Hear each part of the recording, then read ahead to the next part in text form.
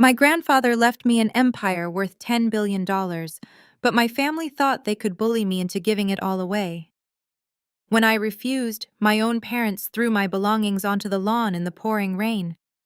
They thought they had won. They thought a simple forensic accountant could not fight back against a ruthless hedge fund manager and a family of Manhattan elites. But when they showed up at my New Hamptons estate with armed guards to force my hand, the smug smiles melted right off their faces. Because the people standing behind me were not butlers or security guards. They were federal agents with handcuffs. My name is Cassidy, 33 years old, and for my entire life I was the black sheep of the Maxwell family. While they obsessed over country clubs and designer labels, I built a quiet career tracing hidden money and exposing financial fraud. Before I continue this story, let me know where you are watching from in the comments below. Hit like and subscribe if you have ever had your family underestimate your intelligence and treat you like you do not belong. It had been exactly 3 days since my grandfather, Theodore Maxwell, died in a horrific car crash on the Long Island Expressway. He was the founder of Maxwell Holdings, a self-made billionaire who built a massive real estate and investment empire entirely from scratch.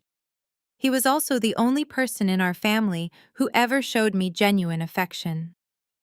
We were sitting in the mahogany-paneled conference room of Attorney Montgomery, my grandfather's longtime legal counsel in downtown Manhattan. The reading of the will was scheduled to begin in 20 minutes, but the atmosphere in the room felt less like a mourning period and more like a lottery celebration. My mother Beatrice sat at the head of the long table adjusting her diamond necklace and sipping sparkling water. She was wearing a black designer dress that looked more suited for a fashion gala than a period of grieving. Next to her sat my father Richard, tapping his expensive leather shoes impatiently against the floor while checking stock prices on his phone. But the truly sickening display was happening right across from me. My older sister Vanessa, the undisputed golden child of the Maxwell family, was huddled over an iPad with her husband Jamal. Jamal was a slick, smooth-talking hedge fund manager, a black man with a penchant for custom-tailored Italian suits and a ruthless reputation on Wall Street. Together, they were actively scrolling through a catalog of luxury yachts. "I like the sun deck on the 80-footer," Vanessa giggled, pointing at the screen with a perfectly manicured nail. "But maybe we should go up to the 100-foot model. We are going to need the extra space for entertaining in Monaco this summer." Jamal leaned back in his leather chair, exuding absolute arrogance. "Go for the 100-footer, babe." He flashed a $1 million smile that did not reach his cold eyes. "The old man is leaving us $10 billion. We are not playing in the minor leagues anymore. I am going to double that money in my fund by next year anyway." I sat quietly in my modest gray suit, my hands folded tightly in my lap. My chest ached with a raw, suffocating grief. My grandfather was barely in the ground, and here they were dividing his life's work like scavengers picking at bones. He had taught me how to read financial statements when I was 12. He had encouraged me to get my accounting degree, telling me that knowing how money moves is the only way to know the truth about people. He was the only one who understood why I wanted to work for a living instead of riding on the family coattails. "Is there any reason we are whispering about this?" Beatrice suddenly spoke up, her sharp voice cutting through the quiet hum of the air conditioning. "It is our money now. Theodore is gone. We should be planning the future of Maxwell Holdings." Richard nodded in agreement without looking up from his phone screen. Jamal is right. With that kind of capital injection, Jamal can finally expand his hedge fund operations globally, and Vanessa can launch that luxury lifestyle brand she has been talking about. I looked at my family, feeling entirely disconnected from their reality. "You do realize we are here to read his will, right?" I asked, my voice steady but tight with restrained emotion. "He just died. Could you at least pretend to have an ounce of respect for him?" The room went dead silent. 4 pairs of eyes snapped toward me, filled with a mixture of annoyance and pure disdain. Beatrice scoffed, rolling her eyes dramatically. "Oh, please, Cassidy, spare us the self-righteous act.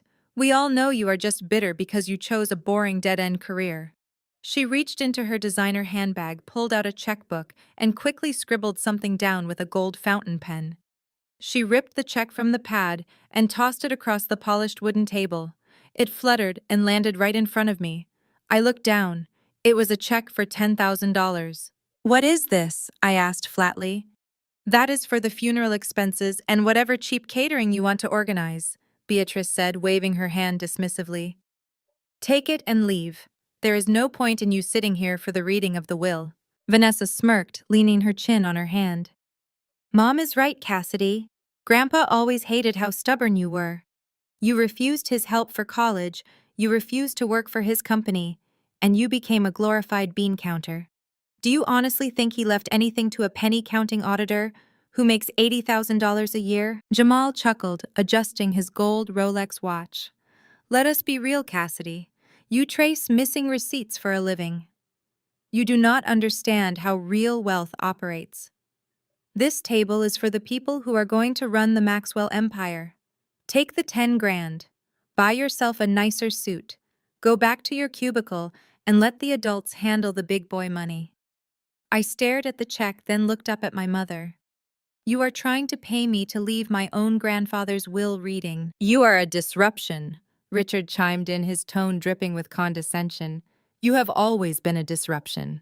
You never fit into our social circles, you never made an effort to understand our world. Theodore might have indulged your independence, but he was a businessman first. He knew who had the pedigree to inherit this family's legacy. It certainly is not you." I slowly picked up the check. The paper felt heavy, not with value, but with the sheer weight of their entitlement. They had spent my entire life making me feel small, treating my choice to build an independent, honest career as a personal insult to their inherited wealth. They truly believed that because I did not wear designer labels or attend elite charity galas, I was somehow invisible to the man who built the very fortune they were drooling over. Jamal leaned across the table, his dark eyes locking onto mine with predatory amusement. "Look, little sister, I will even be generous. Once the estate clears and I take over the investment portfolio, I will throw $1 million into a trust for you. Just enough so you never have to bother us again. Just sign whatever waivers Attorney Montgomery hands out today, and you can walk away a millionaire. Not bad for a girl who stares at spreadsheets all day, right?" I did not yell. I did not cry. I simply took the $10,000 check between my thumbs and index fingers and tore it cleanly down the middle. Then I tore it again. I placed the shredded pieces in a neat little pile in the center of the table. "I am staying right here," I said, my voice eerily calm.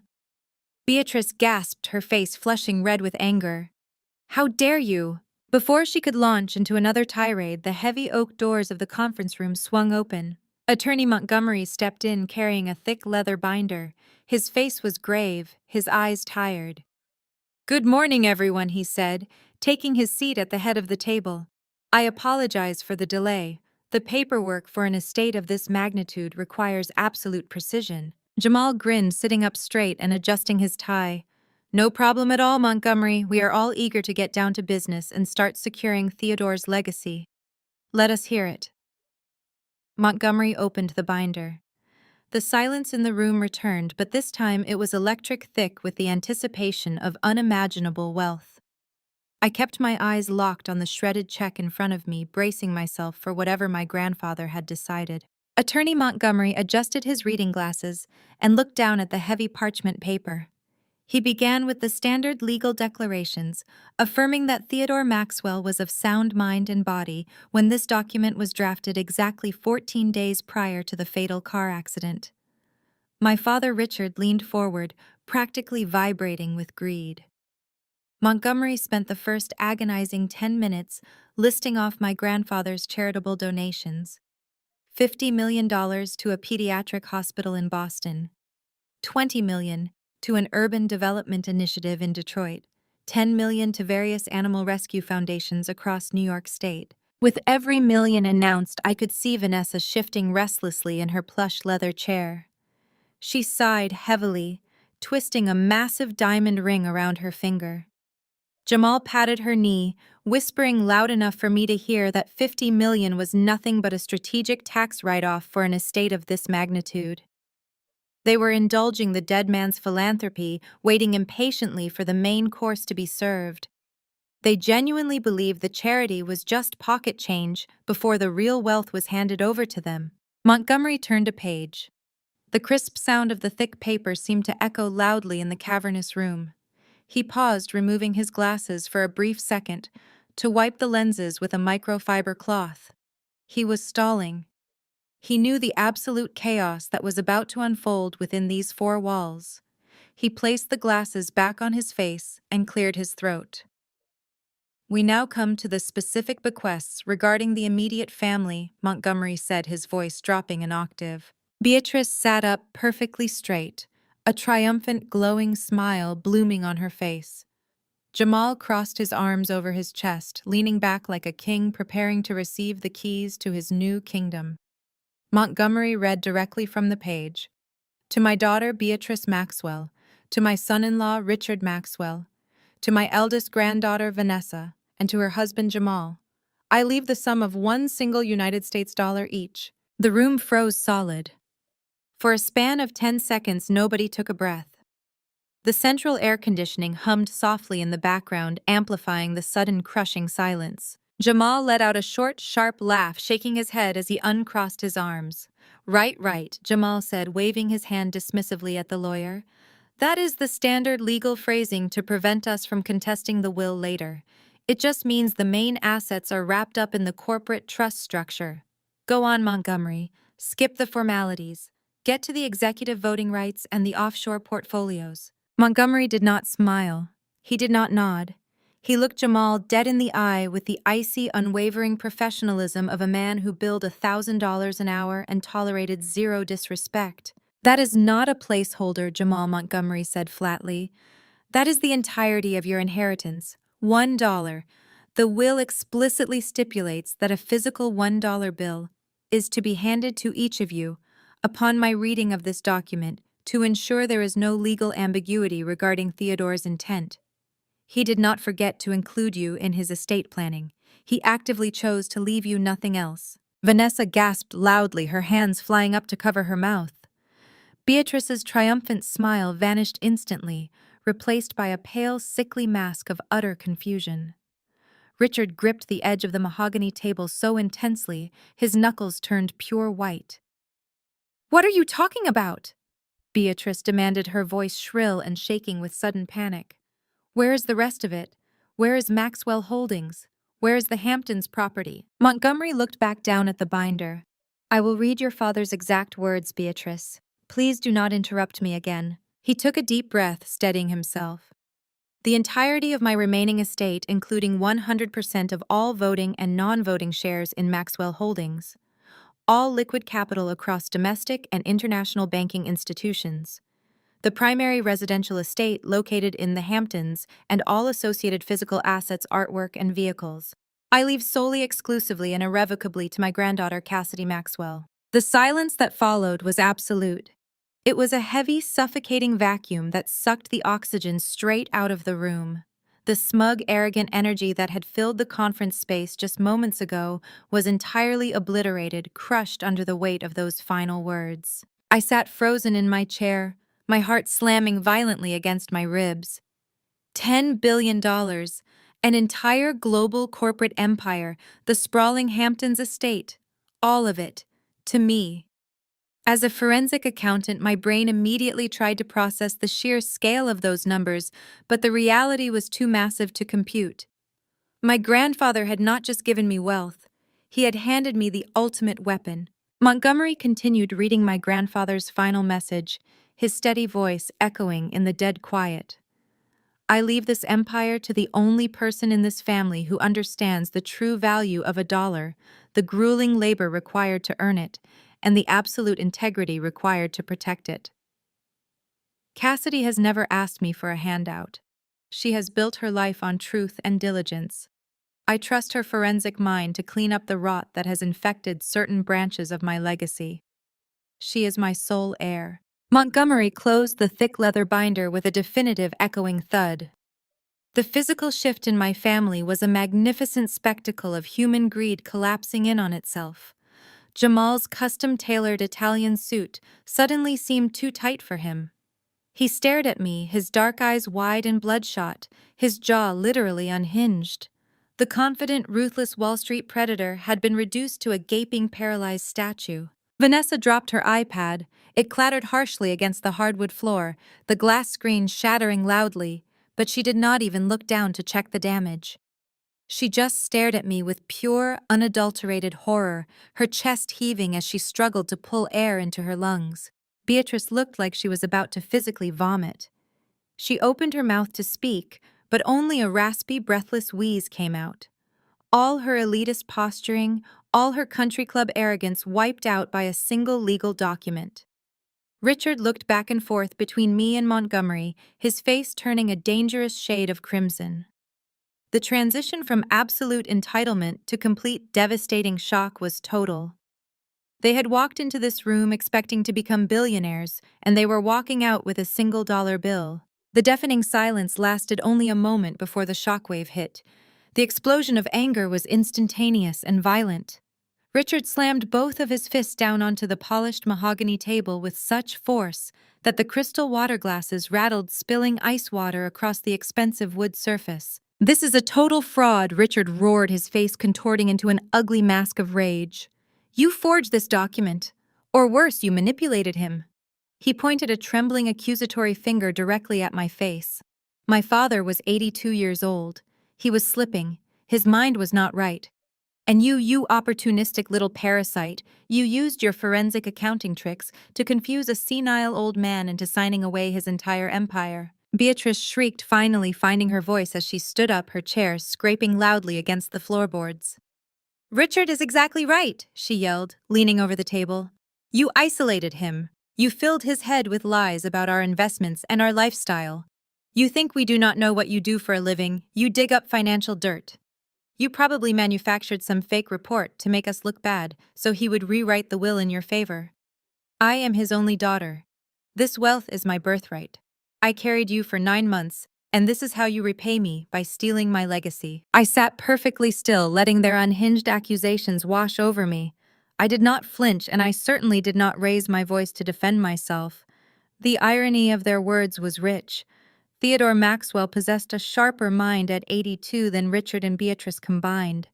He had never been senile. He simply started paying closer attention to the family ledger, and he asked me to verify the terrifying discrepancies he found. I did not manufacture anything. The math did all the talking. But I was not about to explain my forensic audits to them in this boardroom. Seeing that screaming was getting them nowhere, Jamal decided it was time to deploy his Wall Street negotiation tactics. He stood up, adjusted his custom-tailored suit jacket, and walked slowly around the large table. He positioned himself deliberately between my chair and the heavy oak exit doors, using his tall, broad frame to block my path. It was a classic intimidation maneuver, a physical threat designed to make me feel small, helpless, and completely cornered. "Let us all take a breath and approach this rationally," Jamal said, his voice dropping into a smooth, dangerously calm register. He leaned over my chair, placing his large hands heavily on the armrest to physically box me in. I could smell his expensive cologne, sharp and overpowering, attempting to suffocate my personal space. "Cassidy, listen to me very carefully," he continued, a predatory smile returning to his face. "You are playing a very dangerous game, and you are entirely out of your depth. You are a low-level auditor. You review tax returns and catch minor embezzlement for mid-sized companies. You make, $80,000 a year. After taxes and your rent in the city, you are basically living paycheck to paycheck. You take the subway, you carry a cheap briefcase. You do not have the legal muscle, the capital, or the sheer stamina to fight a war over a $10 billion estate." He leaned his face closer to mine, dropping his voice to a whisper, meant only for me to hear. "If we take this to probate court, my legal team will tie this inheritance up for a decade. We will freeze every single asset. You will drown in legal fees before you ever see a single dime of this money. You will be bankrupt by Christmas." He pulled back slightly, spreading his hands in a gesture of fake benevolence. "So here is what is going to happen. You are going to sign a legal document right now renouncing your claim to this estate and citing Theodore's diminished mental capacity. In exchange for saving my family, the headache of a drawn-out court battle, I will personally write you a check today for $1 million. Tax-free. That is more money than you will see in a lifetime of crunching numbers in your sad little cubicle. You take the million, you go buy yourself a nice little house in the suburbs, and you leave the global finance to the people who actually know how to wield power. Vanessa, having recovered from her initial shock, quickly chimed in from across the table, her voice dripping with venom. Take the deal, Cassidy. You do not belong in our world. You never have. Jamal is being incredibly generous to offer you anything at all. If you fight us on this, we will absolutely crush you. We will make sure you lose your job, your professional reputation, and every penny you think you are entitled to. Just sign the papers and go back to your miserable little life. I looked up at Jamal. He was towering over me, waiting for me to crack. He expected tears. He expected fear. He expected the quiet, overlooked sister to bow her head, succumb to his aggressive posturing, and accept the crumbs falling from his table. Instead, my forensic mind was actively analyzing their behavior.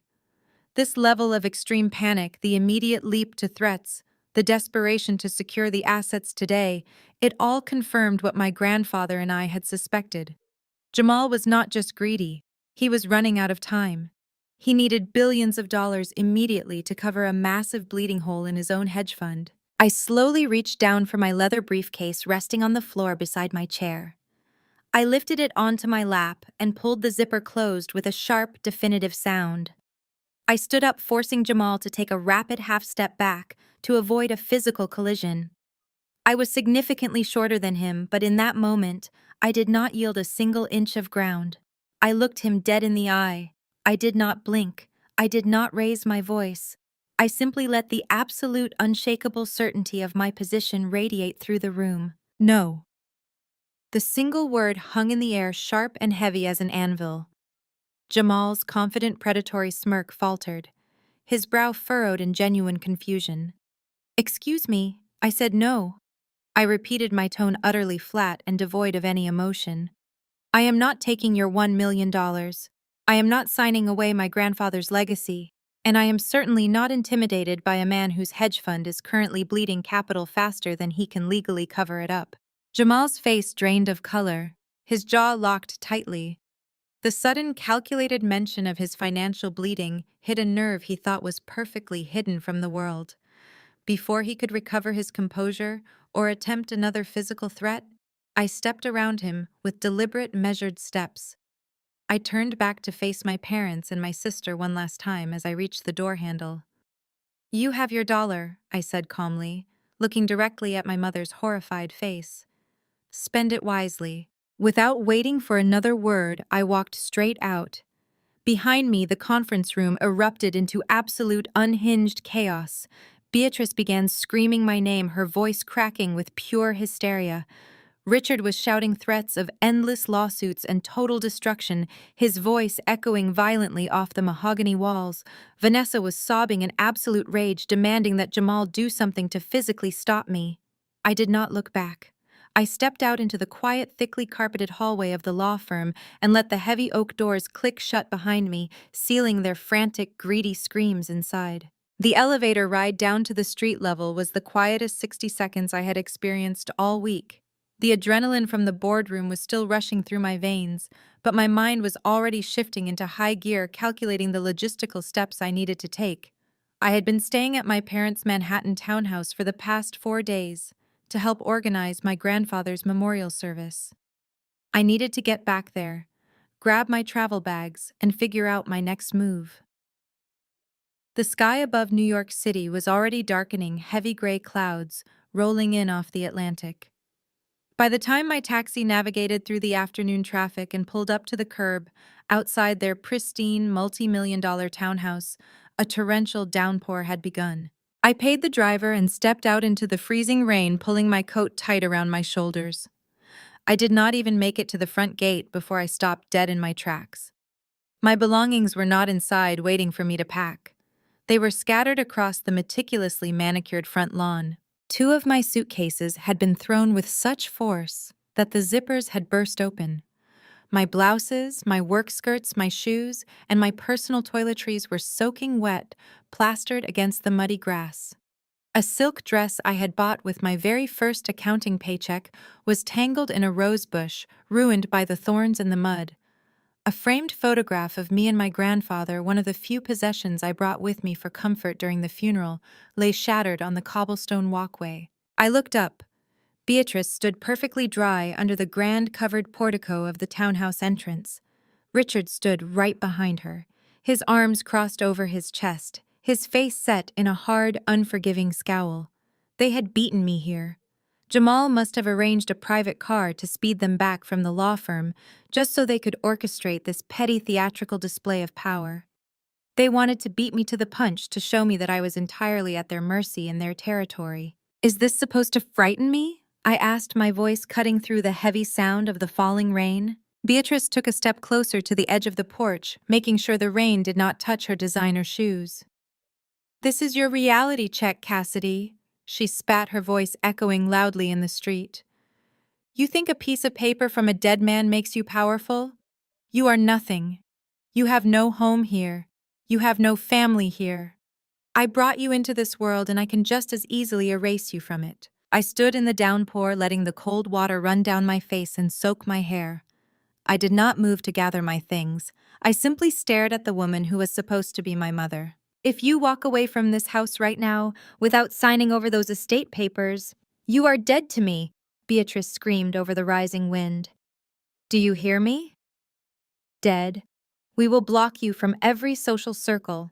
We will make sure you are blacklisted from every financial firm in this city. You will be living on the streets before the month is over. But if you come inside right now, beg for our forgiveness, and hand over the rights to Jamal, we will let you pack a dry bag and give you enough money to crawl back to your miserable apartment." This was the classic Maxwell family playbook. Isolate, humiliate, and terrorize until the target breaks. They had used this exact tactic on me when I was a teenager to try and force me into their preferred mold.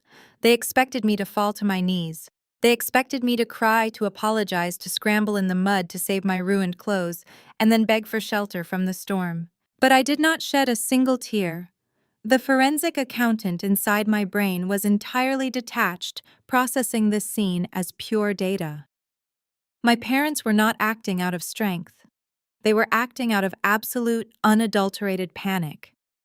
Throwing my clothes onto the lawn was not a display of power.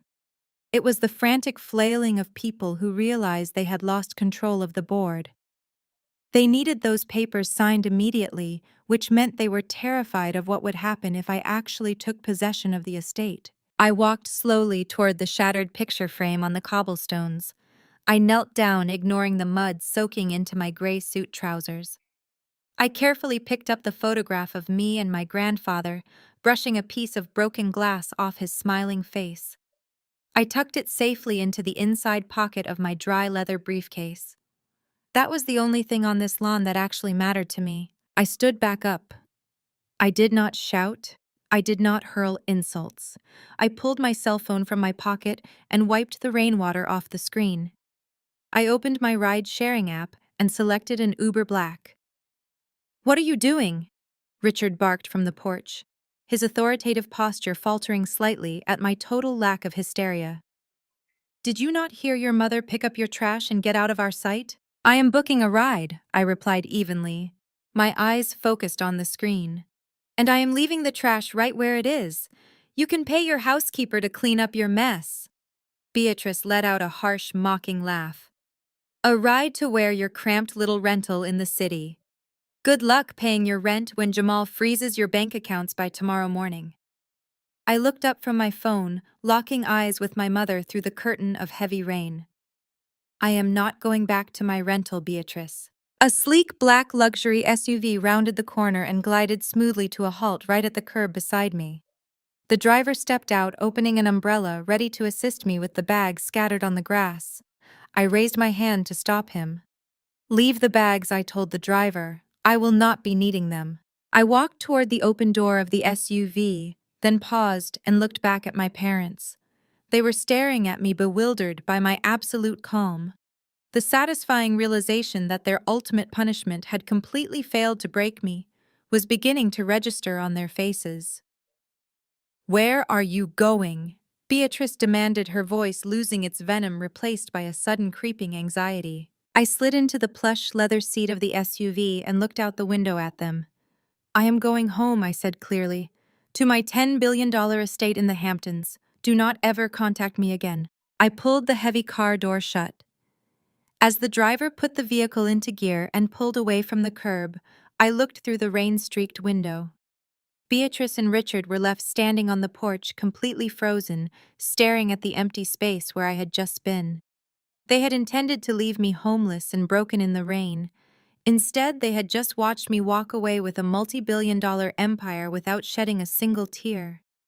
The war had officially begun, and they had just handed me all the motivation I needed to finish it. The 2-hour drive east from Manhattan to the Hamptons gave me time to dry off and let the adrenaline settle into cold focus. The rain battered against the tinted windows of the luxury SUV, but inside the climate control hummed a steady, quiet rhythm. When we finally turned onto the private coastal road, the massive wrought iron gates of my grandfather's estate loomed ahead in the darkness. I rolled down my window, ignoring the freezing rain, and pressed my thumb against the biometric scanner mounted on the stone pillar. A tiny green light flashed. The heavy metal gates swung open smoothly. The driver navigated the long, winding driveway lined with ancient oak trees until the massive stone facade of the mansion came into view. I thanked him, stepped out into the storm, and unlocked the heavy front doors. I stepped into the grand foyer and locked the doors behind me. The silence inside the mansion was absolute. It was a sprawling 30-room estate that usually bustled with groundskeepers and private chefs during the summer months, but tonight it was entirely empty. I reached out and flipped the master switch. A series of crystal chandeliers illuminated the massive marble entryway, casting a warm golden glow over the sweeping double staircase. My wet shoes squeaked slightly against the pristine stone floor. I was freezing, my suit was ruined, and I had exactly 0 physical luggage to my name. Yet standing in the center of a property worth more than most people could earn in 100 lifetimes, I had never felt more secure. This was not just a house. It was a fortress. And it was mine. I walked slowly down the long eastern corridor, my fingertips trailing along the expensive silk wallpaper. Every corner of this house held a piece of Theodore Maxwell. Passing by the formal drawing room, my eyes landed on a worn, leather armchair near the massive stone fireplace. It was the exact spot where I had sat 10 years ago, gripping a stack of student loan documents. I remembered my grandfather trying to hand me a blank check to cover my tuition and my accounting certification exams. I had pushed the check back across the coffee table. I told him that if I took his money, Beatrice and Richard would spend the rest of my life claiming they bought my success. I needed to own my degree completely and entirely.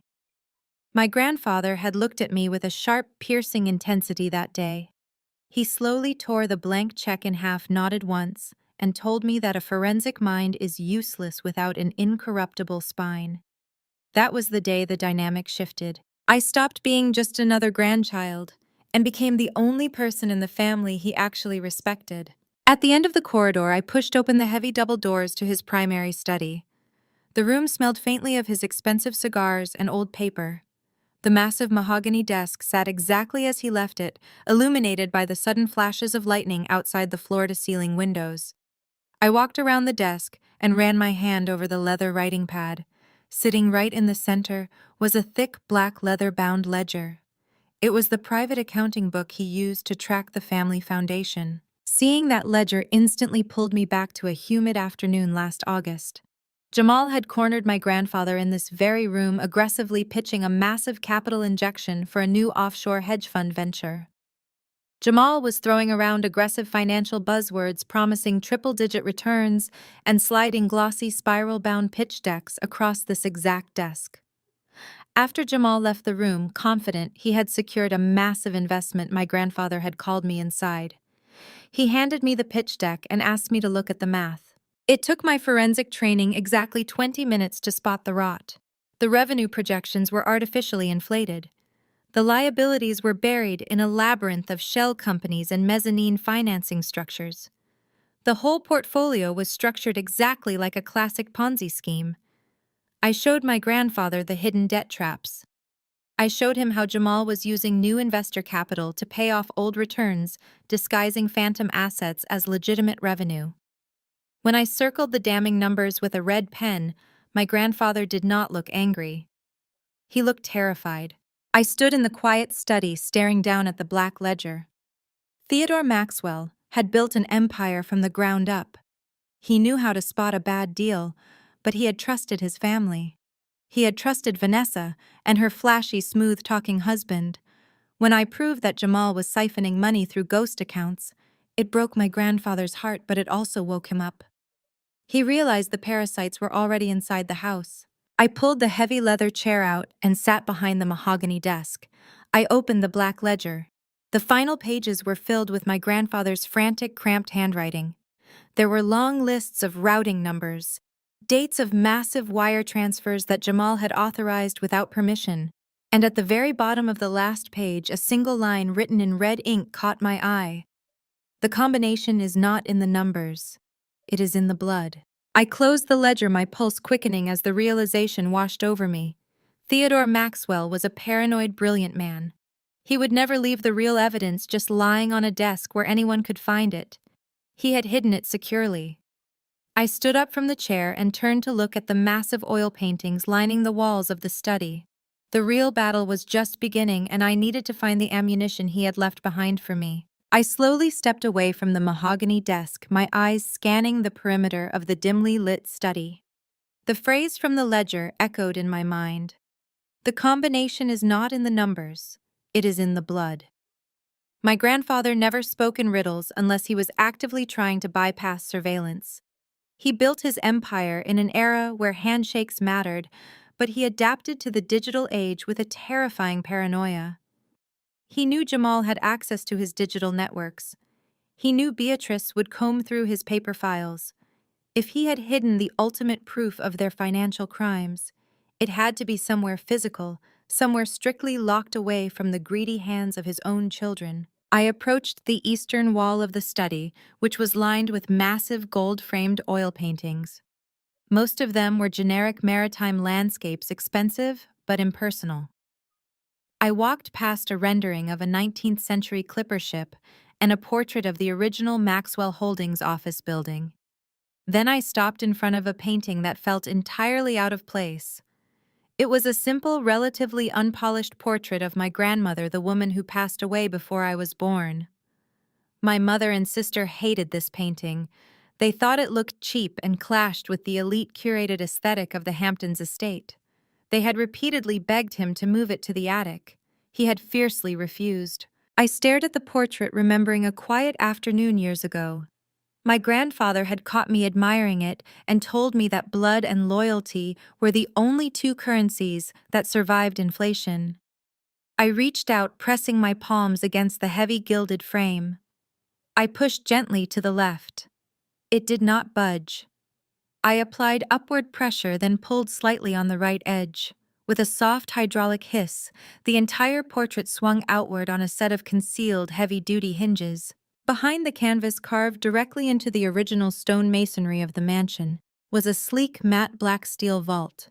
It was a high-security safe, completely flush with the wall lacking any visible keyhole dial or digital keypad. There was only a small recessed square of dark glass in the center, a biometric scanner. The combination is not in the numbers, it is in the blood. My breath caught in my throat as the sheer brilliance of his paranoia washed over me. He had not left a numeric code that Jamal could hack or Beatrice could guess. He had locked the truth behind a biological wall. But my grandfather was dead. His biometrics were gone, unless he had prepared for exactly this scenario, unless he knew his time was running out. My hands were trembling slightly, still chilled from the freezing rain I had endured in Manhattan. I wiped my right index finger on the dry fabric of my ruined suit jacket to ensure there was no moisture. I took a deep breath, raised my hand, and pressed my thumb firmly against the dark glass square. For 3 agonizing seconds, nothing happened. The silence in the study was absolute, save for the violent crashing of the storm against the windows behind me. My heart hammered against my ribs. If this did not work, the trail ended here. If he had not programmed my print into the master security system, I was sitting in a $10 billion fortress with no ammunition to fight the war that was coming to my doorstep by morning. Then the dark glass illuminated with a sharp blue scanning laser. The light swept across my thumbprint once, twice, and a third time. A small green light blinked at the top corner of the steel box. A heavy, satisfying mechanical clunk echoed from deep within the wall as the internal locking bolts retracted. The thick steel door popped open a fraction of an inch. I exhaled a long, shaking breath and pulled the heavy door fully open. The interior of the vault was lined with fireproof velvet. On the bottom shelf sat a neatly stacked pile of legal folders. I pulled the first one out and flipped it open. It contained the original notarized copies of the estate transfer, the absolute ironclad proof of my inheritance, signed by my grandfather and witnessed by a federal judge. These were the documents that would legally bulletproof my ownership of Maxwell Holdings. But as a forensic auditor, I knew that paperwork was just the shield. I needed the sword. I looked back into the safe. Sitting on the top shelf, resting on a small velvet display cushion, was a thick military-grade solid-state hard drive. It was encased in brushed titanium, the kind of hardware used by defense contractors to store classified data. Wrapped around the drive was a simple white index card. I reached in and picked up the heavy device. I slid the index card off and turned it over. My grandfather's handwriting stared back at me, sharp and deliberate. "Cassidy," the card read. "If you are reading this, it means I did not survive the cleanup. Jamal's offshore accounts are a house of cards, and he is using our family foundation to prop them up." I pulled the raw data before he could scrub the servers. "The encryption key is the exact dollar amount of the first student loan payment you made by yourself. Burn them to the ground." I stood in the quiet study, gripping the cold titanium hard drive in my hand. The weight of what I was holding was staggering. This was not just a collection of spreadsheets and bank statements. This was the definitive, undeniable proof of massive financial fraud. My grandfather had not just died in a tragic accident. He had been eliminated because he found out what Jamal and my parents were doing, and he was gathering the evidence to expose them. They had orchestrated his death to cover their tracks, believing they could simply inherit his empire and use his billions to plug the bleeding holes in their own illegal schemes. They thought they had won. They thought getting rid of Theodore Maxwell meant their secrets were buried forever. They had no idea that he had passed the torch to the only person in the family equipped to dissect their financial crimes piece by piece. I walked back to the mahogany desk and powered up the high-end desktop computer sitting in the corner. I plugged the encrypted hard drive into the secure port. A password prompt immediately flashed on the screen demanding the decryption key. I did not even have to check my personal records. I knew that number by heart. It was the exact amount I had scraped together from working double shifts at a campus coffee shop, the first payment I made to ensure I owed my family absolutely nothing. I typed the numbers in and hit enter. The progress bar flashed green and the drive unlocked. A massive directory of folders populated the screen. Offshore wire transfers, shell company registrations, forged signature logs, and terrifying communication records. I sat down in my grandfather's leather chair, the glow of the monitor illuminating the dark study. The forensic accountant took over completely. I cracked my knuckles and began to dig through the digital graveyard my grandfather had left me.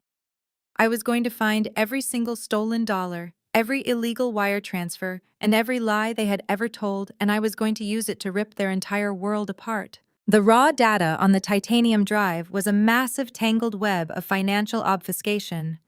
My grandfather had managed to download the core transaction logs from Jamal's servers, but raw logs are just noise without the right translation. I pulled my personal laptop from my briefcase, booted up my specialized forensic accounting suite, and bridged the connection via a secure encrypted cable. I imported the millions of rows of transaction data into a visualization mapping tool. I needed to see exactly how the blood flowed through this corrupt financial body. As the software processed the ledgers organizing routing numbers and offshore wire transfers, a horrifying picture began to render on my screen. This was not a case of simple mismanagement or a few bad market bets. Jamal had constructed a textbook Ponzi scheme scaled up to an institutional level. He had been promising his high net worth clients consistent double-digit returns in a volatile market. For the first 2 years, it looked like he was a Wall Street genius, but the math never lies. He was not generating actual profits. He was simply taking the massive capital injections from his newest investors and using them to pay the aggressive returns he had promised to his oldest clients. I ran a secondary script to isolate the funding streams. The screen lit up with a sprawling network of shell companies registered in the Cayman Islands, Cyprus, and Delaware.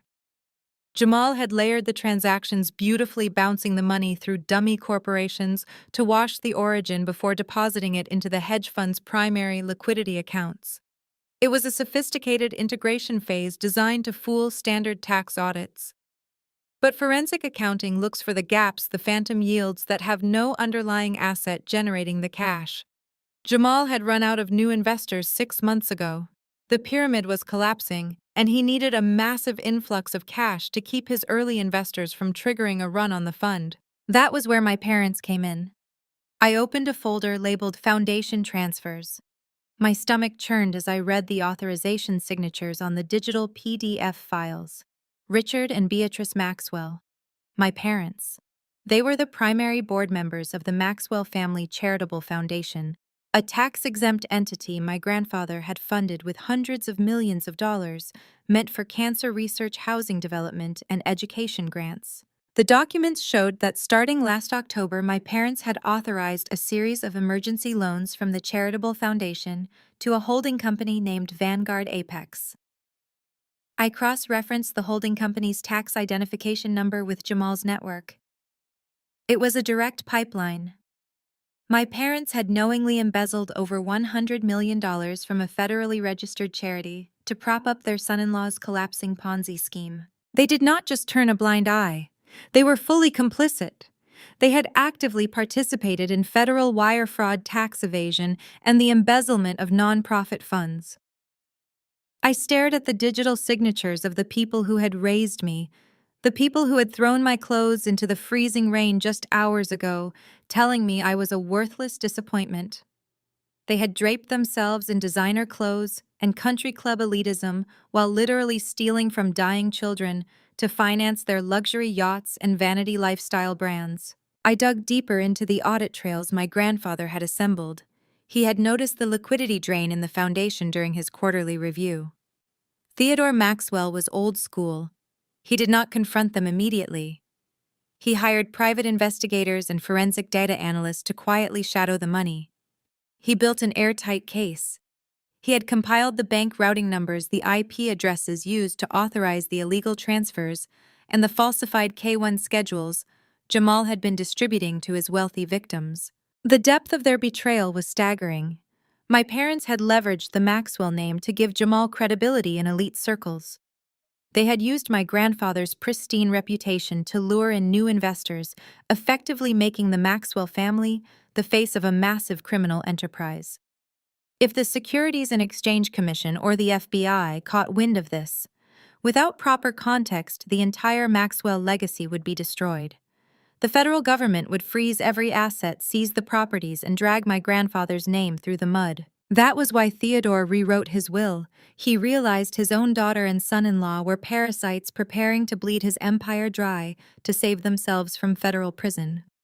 By leaving everything solely to me, a licensed forensic auditor, he was giving me the legal authority and the capital required to firewall the legitimate Maxwell businesses from Jamal's toxic hedge fund.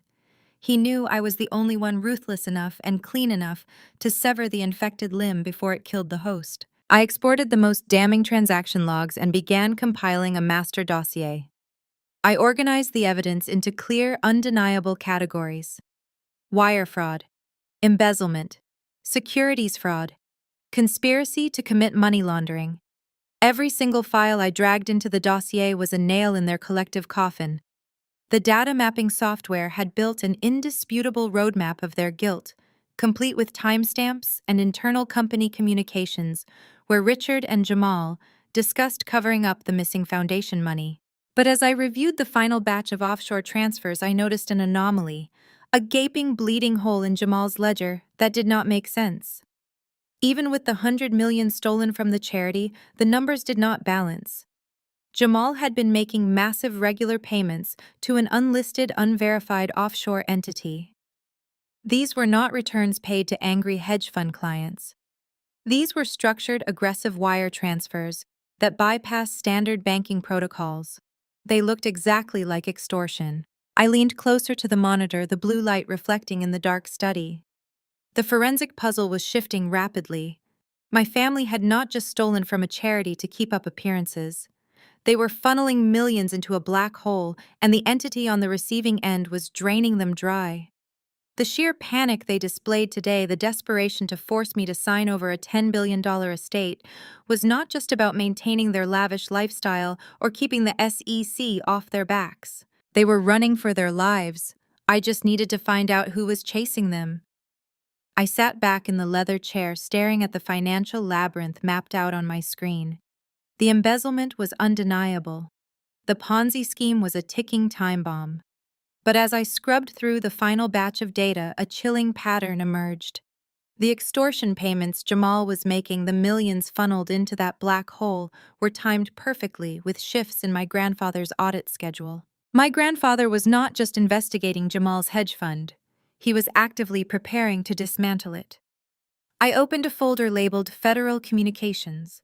Inside were draft emails addressed to the Director of Enforcement at the Securities and Exchange Commission and the special agent in charge at the FBI's Economic Crimes Division in New York. The drafts detailed the fraudulent activity, the misappropriation of foundation funds, and explicitly named Jamal, Richard, and Beatrice as the primary architects. But there was something else, a subfolder titled The Cleanup. I clicked it open. It contained a series of encrypted voice memos recorded on my grandfather's personal dictaphone. I plugged in my headphones, my hands shaking slightly, and hit play on the most recent file dated just 3 days before his fatal accident. My grandfather's voice, raspy but terrifyingly lucid, filled my ears. "They know I've found it," he said, the audio crackling slightly. "Richard tried to access the foundation accounts this morning. I blocked him. He called me panicked, talking about a liquidity crisis. Jamal is desperate.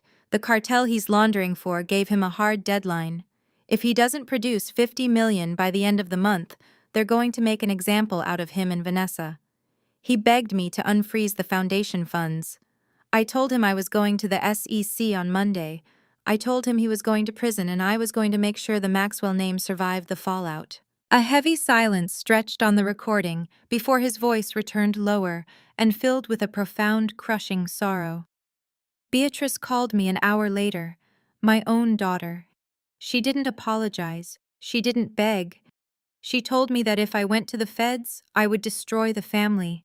I told her the family was already destroyed. She said I was leaving them no choice." I stopped the recording.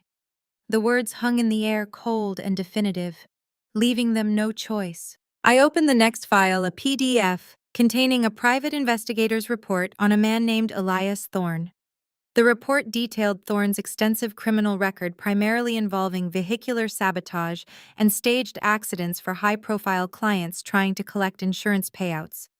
There was a bank routing number highlighted in red at the bottom of the page. I quickly ran that routing number through my forensic software, cross-referencing it with Jamal's offshore accounts. The match was instantaneous. 2 days before my grandfather's car careened off the Long Island Expressway, an offshore shell company controlled by Jamal wired $200,000 into an account linked to Elias Thorne. My stomach churned violently. It was not an accident. It was a hit. Jamal and my parents knew my grandfather was going to the feds on Monday. They knew the $50 million cartel deadline was looming. They realized they could not talk him out of it, and they could not access the foundation funds as long as he was alive and in control. So they paid a professional mechanic $200,000 to cut the brake lines on his vintage Aston Martin. They murdered him. They murdered my grandfather to silence him, to stop the SEC investigation, and to seize control of his $10 billion estate so they could pay off a cartel and continue funding their lavish, fraudulent lifestyle. The grief I had been suppressing since the funeral finally broke through, morphing instantly into a white-hot, consuming rage. They had not just stolen from a charity. They had not just humiliated me and thrown my belongings into the freezing rain. They had killed the only person in this family who ever loved me, the man who built the empire they were trying to steal. I looked at the digital trail mapping their guilt. It was an airtight case for murder conspiracy and massive financial fraud, but I also knew the reality of the American justice system. If I simply handed this hard drive to the local police, Jamal would hire an army of high-priced defense attorneys. They would tie up the evidence in jurisdictional disputes, claim the hard drive was tampered with, and drag the process out for years. Meanwhile, they would use the media to paint me as a disgruntled, estranged granddaughter trying to frame them for money. I needed a strike so precise, so overwhelmingly destructive, that they would have zero time to react. I needed to trap them in a situation where their own arrogance would be their undoing. I pulled up the draft emails my grandfather had prepared for the SEC and the FBI. He had laid the groundwork, but he hadn't pulled the trigger. I was going to finish what he started, but I was going to do it on my terms. I drafted a new email bypassing the general tips line and targeting a very specific contact I had cultivated during my years as a forensic auditor special agent, Marcus Keller, at the FBI's Economic Crimes Division. Keller was ruthless, efficient, and hated Wall Street fraudsters more than anyone I knew. I attached a highly condensed, undeniable summary of the Ponzi scheme, the foundation embezzlement, the cartel debt, and the wire transfer to Elias Thorne. I did not include the full hard drive I needed to keep the primary evidence secure until the trap was set. I typed a brief message, Agent Keller. The attached file details a multi-million-dollar fraud operation and a conspiracy to commit murder orchestrated by Jamal and Richard Maxwell. I have the primary evidence secured. They are currently attempting to seize a $10 billion estate to cover a $50 million cartel debt. I am setting a trap at the Maxwell Hamptons estate. I need a federal strike team, and I need them tomorrow morning. I hit send. The forensic accountant had gathered the data. Now it was time to orchestrate the execution. The exhaustion of this past 24 hours finally caught up with me. I closed the laptop, letting the quiet hum of the Hamptons estate lull me into a brief, dreamless sleep right there in my grandfather's leather chair. When I opened my eyes, pale morning light was filtering through the heavy rain clouds outside the floor-to-ceiling windows. The storm had passed, leaving behind a cold gray dawn.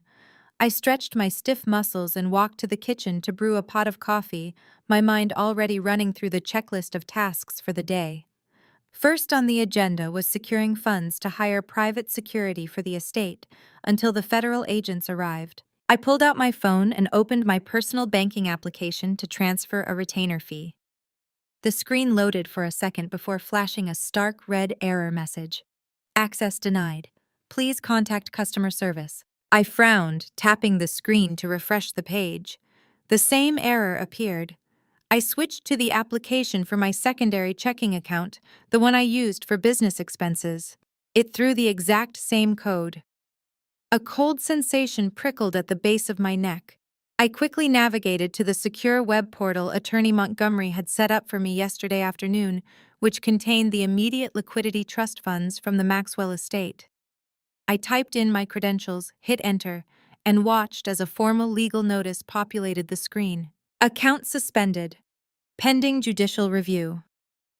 I set my phone down on the marble kitchen island, my forensic mind instantly dissecting the situation. A standard bank freeze takes days of bureaucratic red tape, and an estate freeze requires a legitimate challenge in probate court with significant evidence. They had bypassed the normal system entirely. I opened my laptop and bypassed my standard internet provider, using an encrypted virtual private network to access the public legal filings for the local county. It did not take long to find the trail. Jamal had not gone through federal channels or the legitimate Manhattan probate courts. He had used his dirty connections on Wall Street to find a corrupt local judge out in a neighboring jurisdiction. They had filed a highly irregular emergency ex parte injunction in the middle of the night. The legal filing was the masterpiece of character assassination.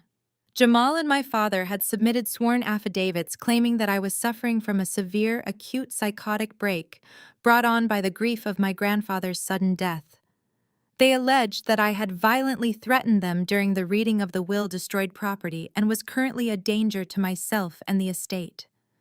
They explicitly requested a temporary conservatorship and an immediate freeze on all financial assets to prevent me from recklessly liquidating the Maxwell empire in a state of clinical delirium. But Jamal did not stop at the courthouse. He knew an injunction could be overturned by noon if I got Montgomery involved. He needed to ensure the freeze stuck immediately. I checked my professional email and found a cascade of automated alerts from financial compliance officers. Jamal had weaponized his status as a high-profile hedge fund manager. He had personally contacted the risk management departments of the major banks, holding my grandfather's liquidity, leaking the fabricated court filing, and spinning a narrative about my supposed mental collapse. In the ultra-conservative world of institutional banking, the mere hint of a psychotic heir attempting to access billions of dollars triggers automatic, non-negotiable security lockdowns. The banks had slammed the vault doors shut to protect themselves from liability. My phone buzzed on the counter, shattering the quiet of the kitchen. A text message illuminated the lock screen. It was from Vanessa. I picked up the device and read the message. How does it feel to be a billionaire who cannot afford a cup of coffee? We told you to take the million, Cassidy. Now you get absolutely nothing. The sheriffs will be there soon to remove you from the property for your own safety. Do not make this harder than it has to be. I stared at the text message. The sheer audacity of her taunt was breathtaking. They truly believed they had cornered me. They thought stripping away my financial access would reduce me to a terrified, helpless victim, just like when I was a teenager dependent on their conditional allowance. They expected me to call them begging for a truce, pleading for access to my own money so I could buy food and hire a lawyer. They wanted me broken, compliant, and desperate. I did not reply to Vanessa. I simply set the phone face down on the counter. A slow, dangerous smile crept across my face. If I were a normal heir, this aggressive financial strangulation would be devastating. A normal person would panic, call their attorney in tears, and spend the next 48 hours trapped in a bureaucratic nightmare trying to lift the freeze while the family moved in for the kill. But Jamal and my family had made a fatal miscalculation. They were treating me like a naive heiress who only knew how to swipe a debit card. They forgot that I spent my entire career dismantling financial cages just like this one. They forgot that I tracked hidden money for a living. Freezing the localized public-facing accounts was a brilliant tactical move against an amateur, but Theodore Maxwell was no amateur, and neither was I. My grandfather had anticipated that his own family would try to legally suffocate the heir before the dust settled. He knew the domestic courts and the standard institutional banks could be manipulated by people with the right connections and enough money to bribe a judge. That was why the biometric safe did not just contain a hard drive with evidence of murder and embezzlement. It contained the key to an entirely different battlefield. Jamal thought he had locked me out of the war. He had no idea I was about to bypass his localized attack and drop a financial nuclear bomb on his entire operation. I walked back into the study, leaving my dead phone on the kitchen counter. It was time to open the real vault. I walked back into my grandfather's study and locked the heavy oak doors from the inside. The loud click of the deadbolt felt incredibly satisfying. Jamal thought freezing my domestic accounts was a brilliant checkmate. He truly believed he had cut off my oxygen supply and left me defenseless. He did not realize my grandfather had spent 50 years building a financial fortress designed specifically to withstand a siege from his own greedy offspring. I retrieved the titanium hard drive and the physical documents I had pulled from the biometric safe the night before. Beneath the stack of estate transfers lay a thin black leather notebook I had not yet examined closely. I opened it flat on the expansive mahogany desk. The crisp pages were filled with handwritten alphanumeric codes, internet protocol addresses, and routing numbers tied to banking institutions in Zurich, the Cayman Islands, and Singapore. This was Theodore Maxwell's ghost network. These were offshore shell companies completely insulated from the American judicial system and entirely immune to a forged local injunction from a corrupt county judge. I booted up my secondary forensic laptop, a machine I kept completely scrubbed of personal identifiers and equipped with military-grade encryption protocols. I established a secure connection through multiple proxy servers, masking my location to appear as if I were logging in from a corporate terminal in Geneva. I navigated to the portal of a highly exclusive Swiss private bank. The login screen did not ask for a username or a simple password.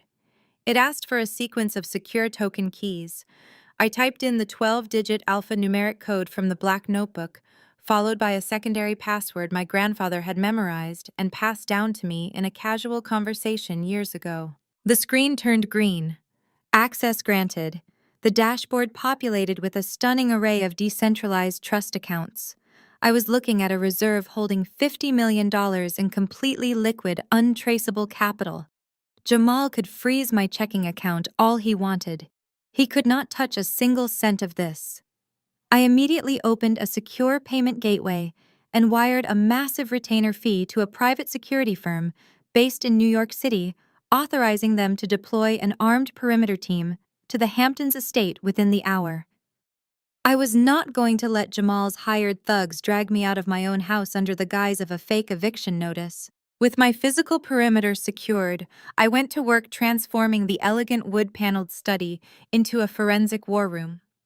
I shoved the plush antique armchairs into the hallway to clear the floor space. I found a stack of large presentation whiteboards in a supply closet down the hall and dragged them into the room, setting them up in a wide semicircle around the mahogany desk. I connected my grandfather's high-speed laser printer and began printing out the most damning transaction logs from the titanium hard drive. The printer hummed continuously for a solid hour, spitting out hundreds of pages of bank statements, fake tax schedules, and encrypted email transcripts. I taped the documents to the whiteboards using a thick red dry erase marker to draw connecting lines between the various corporate entities. My forensic mind entered a state of absolute hyper-focused flow. I was no longer a grieving granddaughter or a rejected child. I was an apex predator in my natural habitat tracking prey that had left a massive bleeding trail of digital footprints. I mapped out the entire anatomy of Jamal's financial crimes, step by agonizing step. On the left whiteboard, I charted the Maxwell Family Charitable Foundation.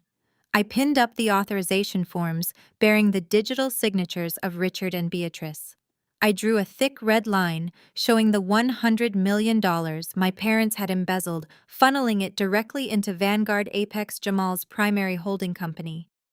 Seeing my parents' signatures on documents that actively stole money meant for pediatric cancer research extinguished any remaining flicker of sympathy I might have held for them.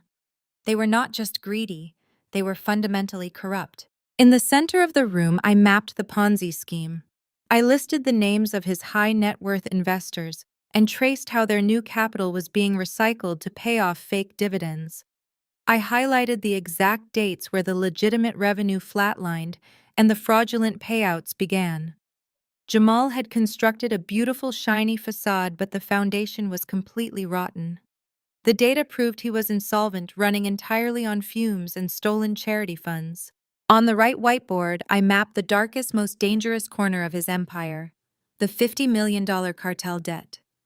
I charted the offshore extortion payments, the frantic liquidations, and the desperate internal communications where Jamal begged for more time.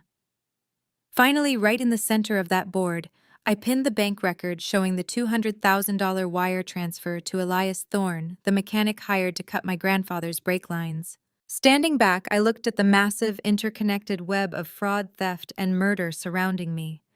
The visual representation was terrifying in its sheer scope. They had built a criminal enterprise that infected every branch of the Maxwell legacy. But to me, it was a beautiful, undeniable roadmap to their complete destruction. Every red line I drew was a federal charge. Every document I pinned up was another nail in their collective coffin. They thought they were dealing with a naive girl who would panic at a frozen bank account. They had no idea they had just locked themselves in a cage with a forensic auditor holding the keys to their complete annihilation. I picked up my red marker, capped it with a sharp snap, and turned back to my laptop. It was time to pull the trigger. I sat back down in front of my secondary laptop, my eyes fixed on the glowing screen. The broad strokes of the criminal enterprise were pinned to the whiteboards around me, but I needed the exact anatomical breakdown of the beast Jamal had foolishly invited into our family. A $50 million hole does not just appear overnight, even in a failing hedge fund. It takes deliberate, sustained exposure to highly toxic capital. I opened a specialized decryption tool and targeted the specific cluster of offshore accounts I had mapped on the right whiteboard. My grandfather had labeled this directory with a single word: quarantine.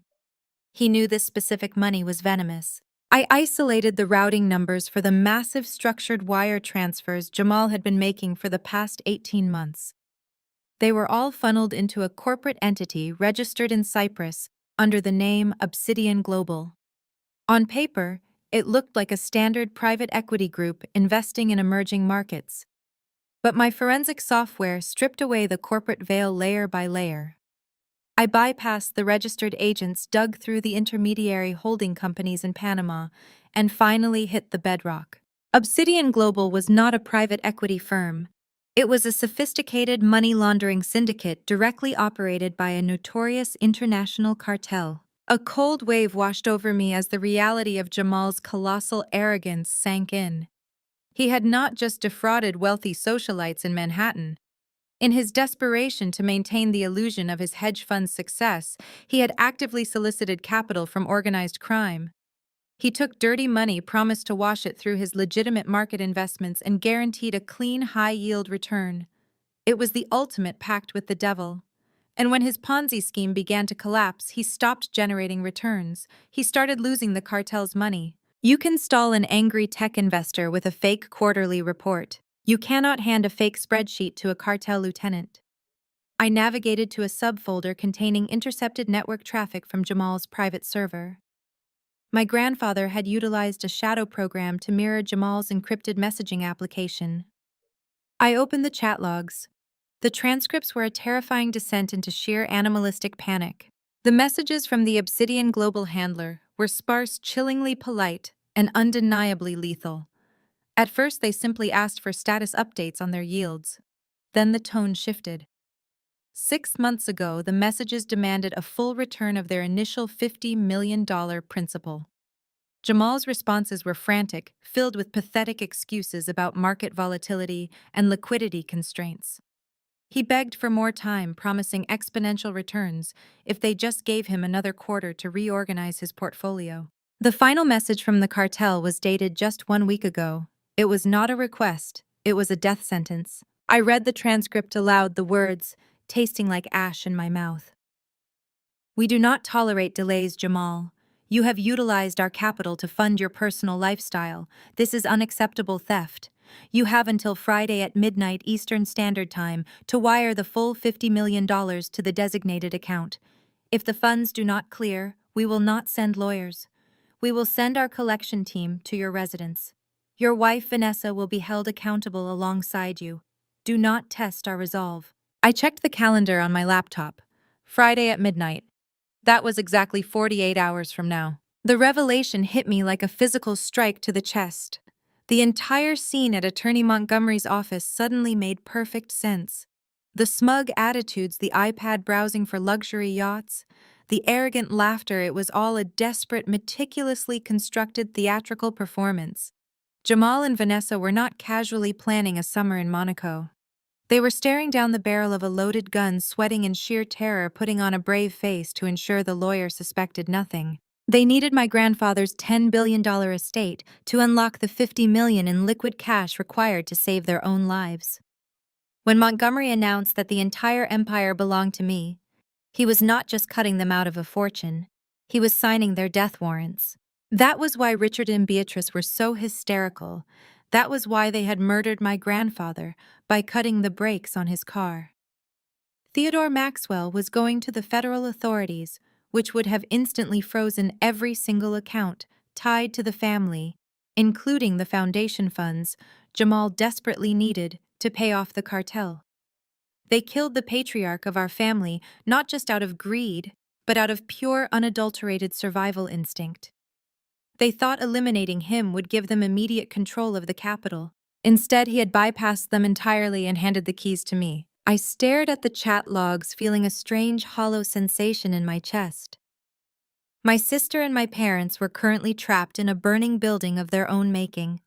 If I signed over the estate papers, they would instantly wire the money to Cyprus, save themselves from the cartel, and then systematically destroy my life to ensure I could never expose them. If I held my ground, the cartel would execute Jamal and Vanessa by the weekend. A weaker person might have felt a surge of familial duty.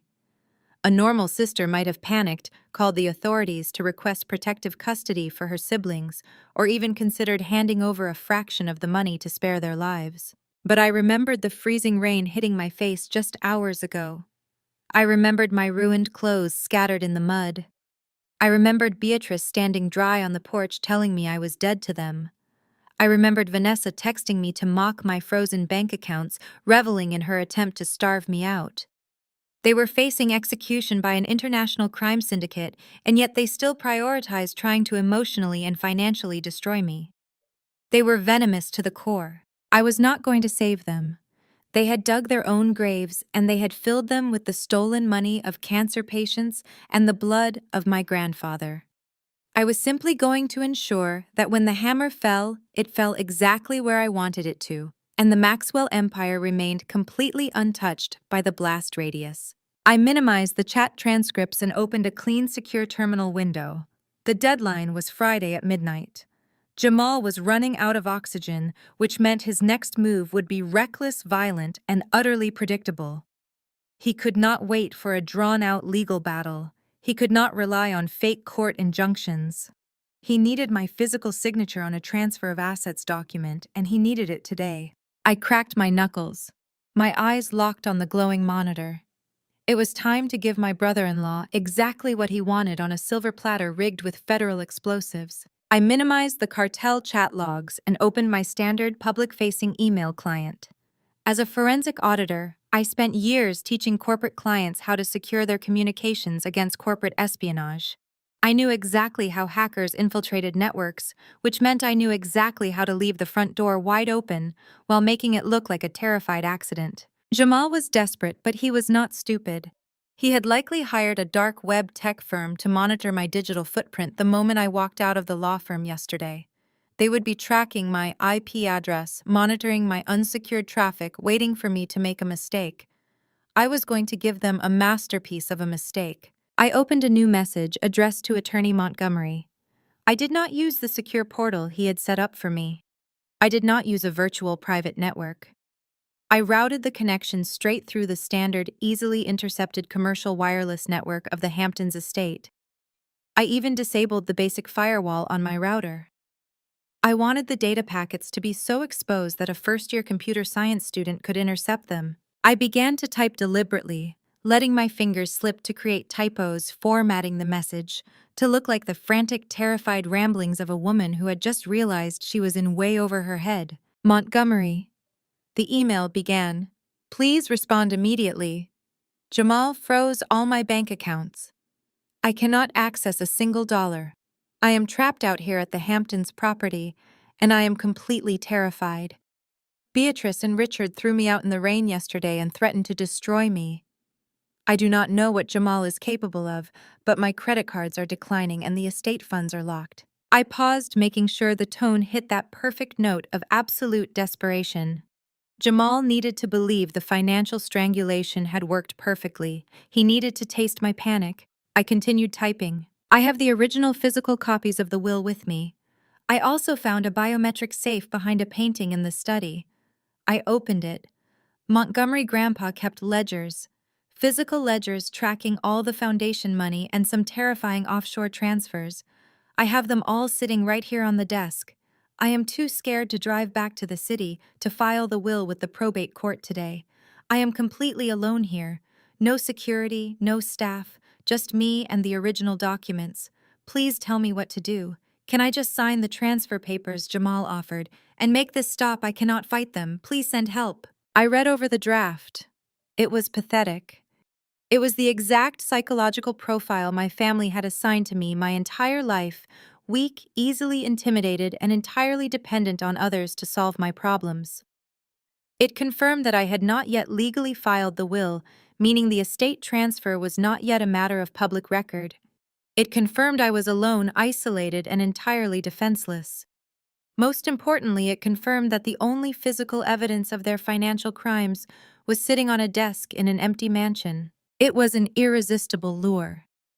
For a man facing execution by an international cartel in less than 48 hours, this email was not just an opportunity, it was absolute salvation. I hovered my cursor over the send button. To make absolutely sure Jamal's surveillance team caught the transmission, I attached a high-resolution photograph of the original will and the black leather ledger resting on the mahogany desk.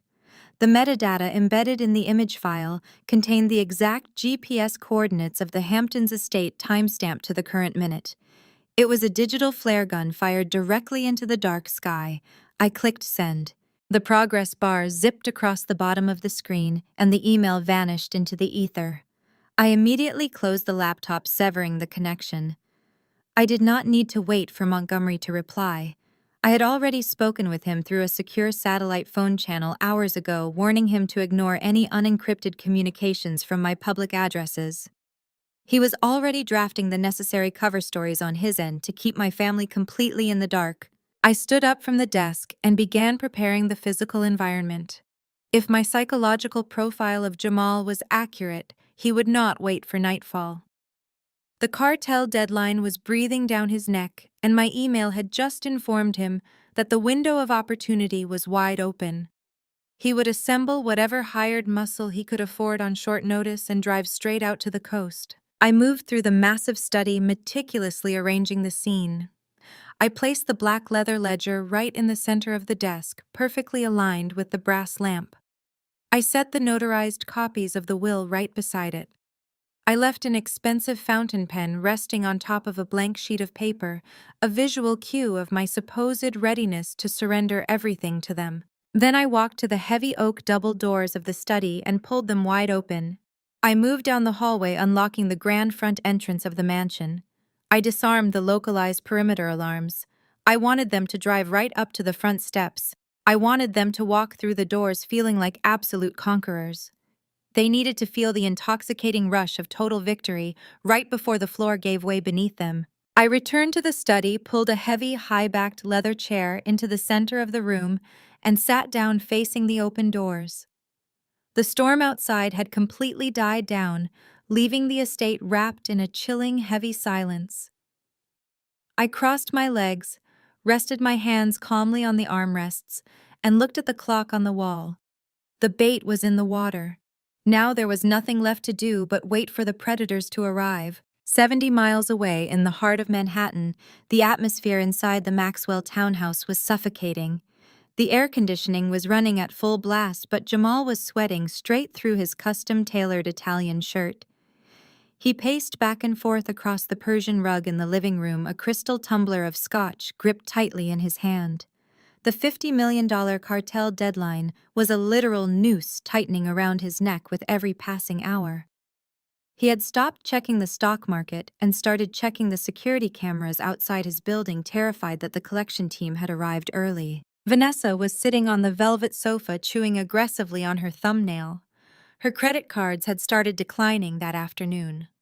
Jamal had quietly drained their personal accounts to cover the bare minimum operating costs of his collapsing hedge fund, leaving her humiliated at a high-end boutique. Richard was pouring himself his fourth drink at the wet bar, while Beatrice paced near the window, complaining bitterly about the social fallout they would endure if the country club found out about their financial situation.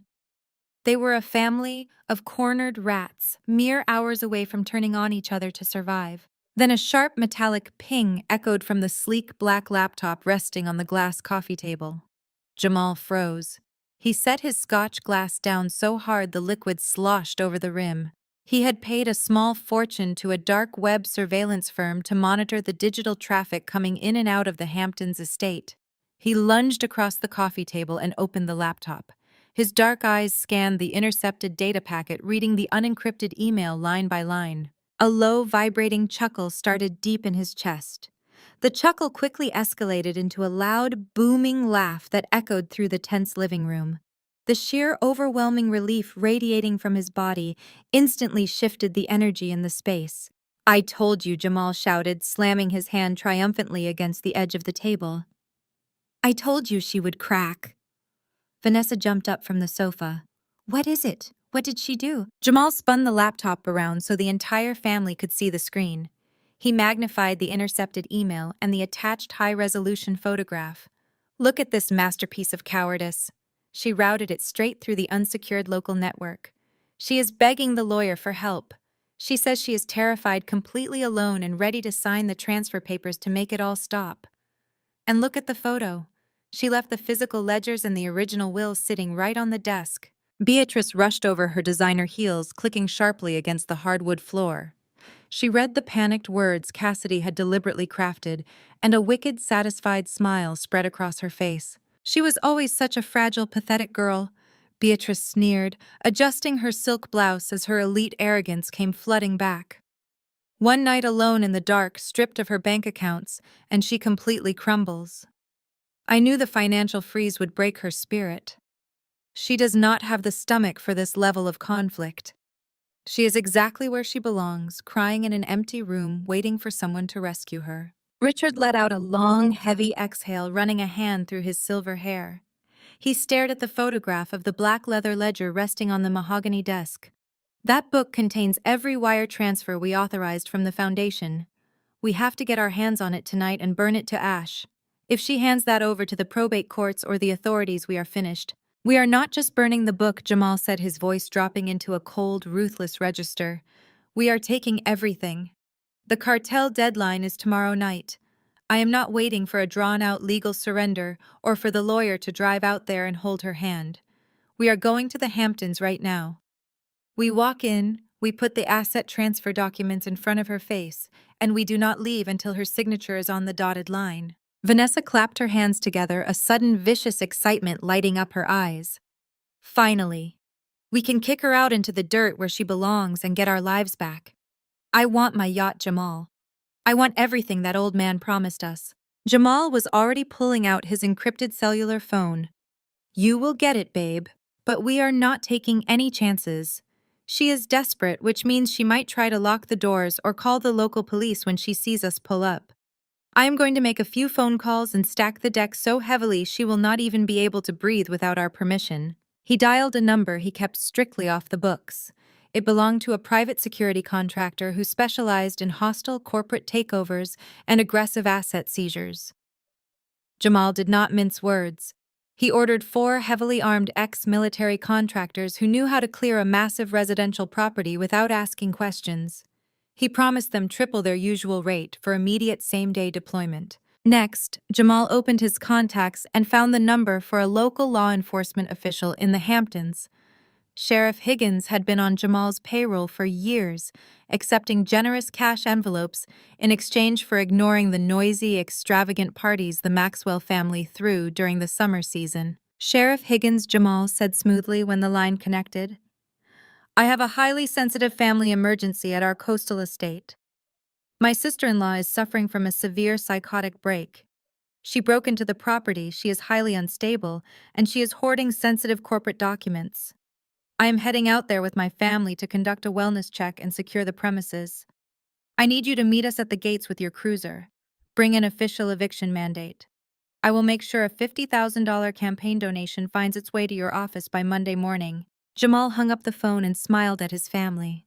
"It is done. We have the muscle to intimidate her, and we have the badge to make it look completely legal if the neighbors get curious." Richard walked over to the wet bar and poured himself a fresh drink, raising the glass in the air. "To Theodore Maxwell. His empire is finally in the right hands." Beatrice laughed a high, cruel sound as she picked up her designer handbag. "Let us go show the little penny counter what real power looks like." Jamal grabbed the freshly printed asset transfer documents and slid them into his expensive leather briefcase. He adjusted his suit jacket, feeling the intoxicating rush of absolute victory.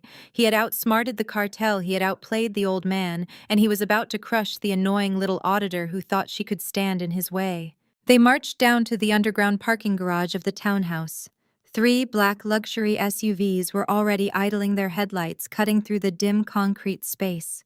The family climbed into the plush leather interiors, surrounded by wealth, arrogance, and a completely false sense of security. As the convoy rolled out onto the wet Manhattan streets and headed east toward the coast, they truly believed they were predators closing in on a trapped, helpless rabbit. They had absolutely no idea they were driving straight into a federal slaughterhouse. As the 3 black luxury vehicles sped eastward on the Long Island Expressway, cutting through the damp night air, I was sitting in the dead quiet of my grandfather's study. The trap was baited. Now I needed the teeth to spring it. My encrypted satellite phone vibrated on the mahogany desk. The caller identification was masked, displaying a routing string of random shifting numbers.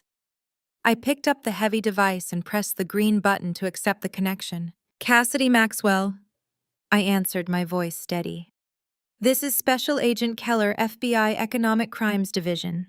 The gruff, authoritative voice came through the encrypted line. "I received your data packet 15 minutes ago. I also have United States Attorney Vance on a secure conference line. You have our undivided attention. Talk to me." I did not waste time with pleasantries or emotional appeals. "Agent Keller, Attorney Vance. What you are looking at is a comprehensive forensic audit of Vanguard Apex. My brother-in-law Jamal has been operating a massive Ponzi scheme. The legitimate revenue of his hedge fund flatlined over 2 years ago.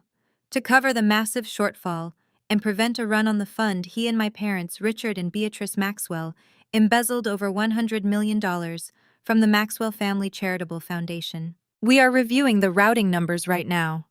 The U.S. attorney said, her tone sharp and entirely focused. "This is a staggering amount of capital to siphon from a registered nonprofit. But your email mentioned a cartel and a conspiracy to commit murder. That elevates this from white-collar financial fraud to a RICO case and homicide. Do you have the documentation to back that up?" "Open the folder, labeled Obsidian Global," I instructed, pulling up the corresponding file on my own terminal to guide them. Jamal solicited $50 million from an international money laundering syndicate to plug the bleeding holes in his portfolio. They gave him a hard deadline of Friday at midnight to return their principal investment. He is completely insolvent. My grandfather discovered the entire operation and was preparing to bring this exact evidence to your office. I heard the rapid sound of typing on the other end of the line. "I see the drafts," Keller muttered, his voice tightening. Theodore Maxwell was putting together a whistleblower packet. He was going to burn them all to the ground. "He never got the chance to send it," I said, my grip tightening on the heavy satellite phone. "Open the subfolder named Thorn." 2 days before my grandfather's fatal car crash, Jamal wired $200,000 from a shell company to a man named Elias Thorn. Thorn is a known mechanic with a criminal history of vehicular sabotage and insurance fraud.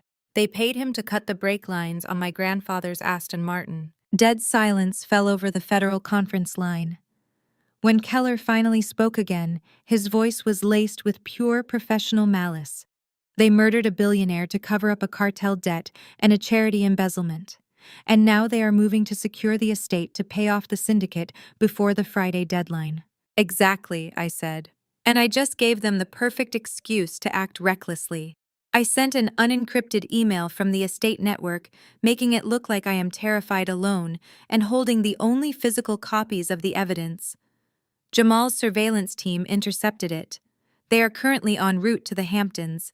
They are bringing private security contractors and a corrupt local law enforcement officer to force me into signing over the $10 billion estate before the sun comes up." A home invasion and forced extortion under the color of law, the U.S. attorney noted. "If we catch them in the act on top of the financial evidence you just provided, they will never see the outside of a federal penitentiary." "I do not just want them caught," I said coldly. "I want them decimated. I want a full federal strike team. I want armored vehicles, tactical gear, and federal warrants. They think they are walking into an empty house to bully a defenseless, crying accountant. I want them to walk into a federal trap. Keller let out a low, sharp breath. You realize the severe danger here, Cassidy. If they are bringing armed contractors and a dirty sheriff, this could easily escalate into a firefight. You are placing yourself directly in the crossfire. I am the bait, I replied without a shred of hesitation. They need my physical signature on the transfer documents. They will not shoot me until they have the paperwork executed. But I need to know you will be in position before they breach the property line. We are mobilizing right now, Keller stated, the sound of organized chaos already echoing in the background of his audio feed. I am pulling the tactical response team from the New York field office. We will approach the estate by sea and air to avoid triggering any early warning systems Jamal might have set up on the main roads. We will infiltrate the perimeter and secure the interior of the mansion before they arrive. What about Elias Thorne? I asked. The mechanic. I am dispatching a unit to kick his door down in Queens as we speak, Keller said ruthlessly. Faced with accessory to murder and federal conspiracy charges, a guy like Thorne will flip on your family before the handcuffs are even tight on his wrists. We will have his written confession in hand by dawn. Excellent, I said. Cassidy, the U.S. attorney, interjected, her voice carrying a tone of genuine, profound respect. I have worked with forensic auditors for 20 years. I have never seen a dossier this clean, this devastating, or this thoroughly verified. You have handed us the prosecution of the decade on a silver platter. They threw my belongings into the freezing rain and told me I was dead to them. I replied, staring at the thick oak doors of the study. I am just returning the favor. See you at dawn, Agent Keller. I disconnected the call. The secure satellite phone clicked off, leaving the massive study enveloped in silence once again. I walked over to the mahogany desk and looked at the bait I had meticulously arranged. The black leather ledger, the notarized copies of the will, the expensive fountain pen. I adjusted the pen slightly, making sure it rested perfectly parallel to the documents. Every single detail needed to sell the illusion of my complete submission. I walked to the massive floor-to-ceiling windows and looked out over the sprawling, manicured lawns of the estate. The storm had fully passed, leaving the night sky crystal clear. Millions of stars reflected off the dark, churning waters of the Atlantic Ocean in the distance. My family was speeding toward me right now, drunk on their own arrogance fueled by sheer desperation and greed. They thought the Maxwell Empire was ripe for the taking. They thought I was nothing but a fragile roadblock they could easily smash to pieces. I sat back down in my grandfather's heavy leather chair and folded my hands in my lap. The chessboard was set. The federal pieces were moving into position. The endgame was finally here. The horizon over the Atlantic shifted from pitch black to a bruised metallic gray. The sun was just beginning to rise, casting long, sharp shadows across the manicured lawns of the Hamptons estate. I remained seated in my grandfather's leather chair, watching the high-definition security monitors I had linked to my laptop. The federal tactical teams had infiltrated the property 2 hours ago under the cover of darkness. They moved like absolute ghosts. I never heard a single footstep on the hardwood floors, never saw a single flashlight beam sweep across the corridors. Agent Keller had simply sent a single encrypted text message to my secure device reading that they held the house and were awaiting the breach. At exactly 6 in the morning, the heavy, oppressive silence of the coastal road was shattered by the deep, aggressive roar of high-performance engines. On my monitor, I watched 3 massive, blacked-out luxury SUVs turn off the main highway and approach the front entrance. Finding the wrought iron gates standing wide open just as I had left them, the drivers did not even pause. The convoy accelerated up the long, winding driveway, their thick tires crunching loudly and violently against the gravel. They drove with the absolute reckless entitlement of people who believed they owned the very ground they were parking on. The 3 massive vehicles slammed to a halt in the circular motor court right at the base of the grand front steps. The heavy doors swung open simultaneously. Jamal stepped out first. He had changed out of his Manhattan business suit and was now wearing a dark, expensive cashmere overcoat, trying desperately to project the image of a ruthless, untouchable mob boss. Vanessa emerged from the passenger side, clutching a designer handbag against her chest, her face twisted into a grotesque, triumphant smirk. Richard and Beatrice stepped out of the second vehicle. My mother looked around the massive property, her eyes glittering with unchecked greed, mentally calculating how quickly she could redecorate the classic stone facade to suit her own vain aesthetic. From the third SUV, the hired muscle deployed. 4 massive men stepped onto the gravel. They wore tactical dark clothing, heavy boots, and carried themselves with the rigid, aggressive posture of ex-military private contractors. They had sidearms holstered visibly at their hips and held heavy black batons in their hands. They immediately fanned out, taking up intimidating positions at the base of the marble steps, scanning the empty windows of the mansion.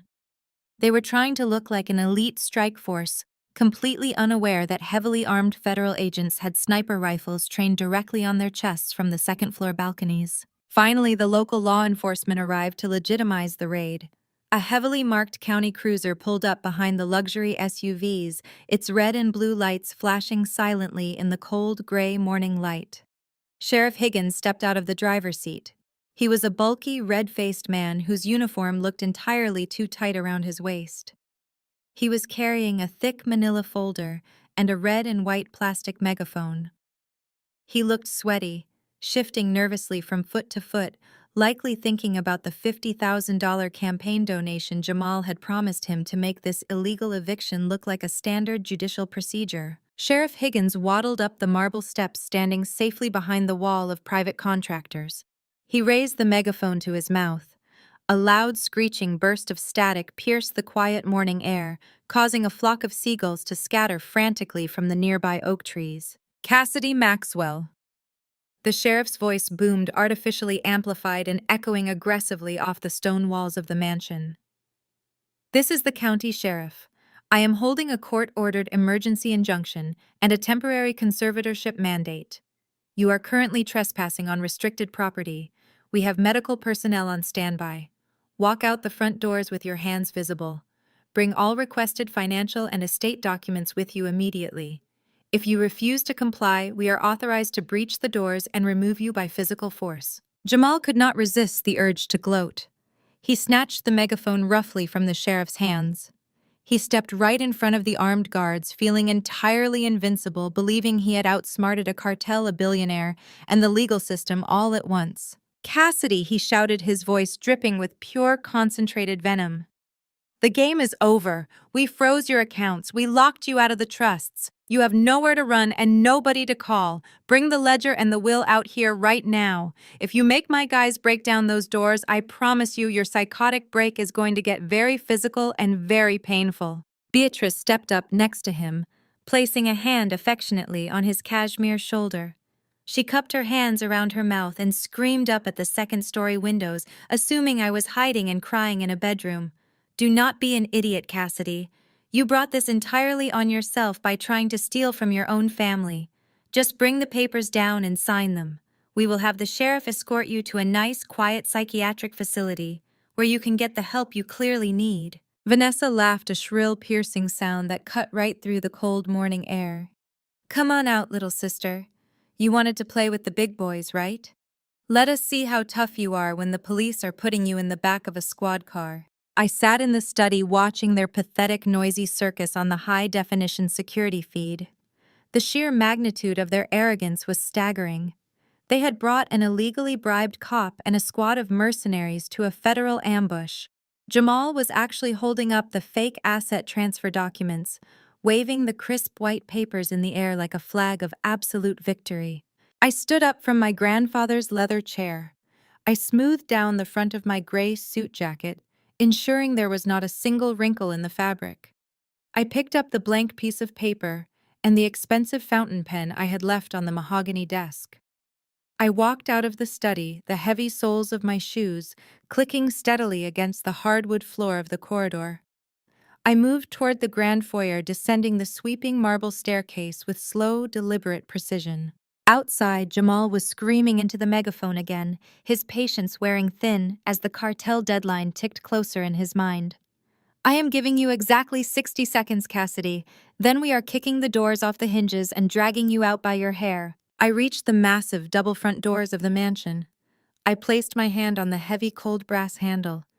The air inside the grand foyer was perfectly still.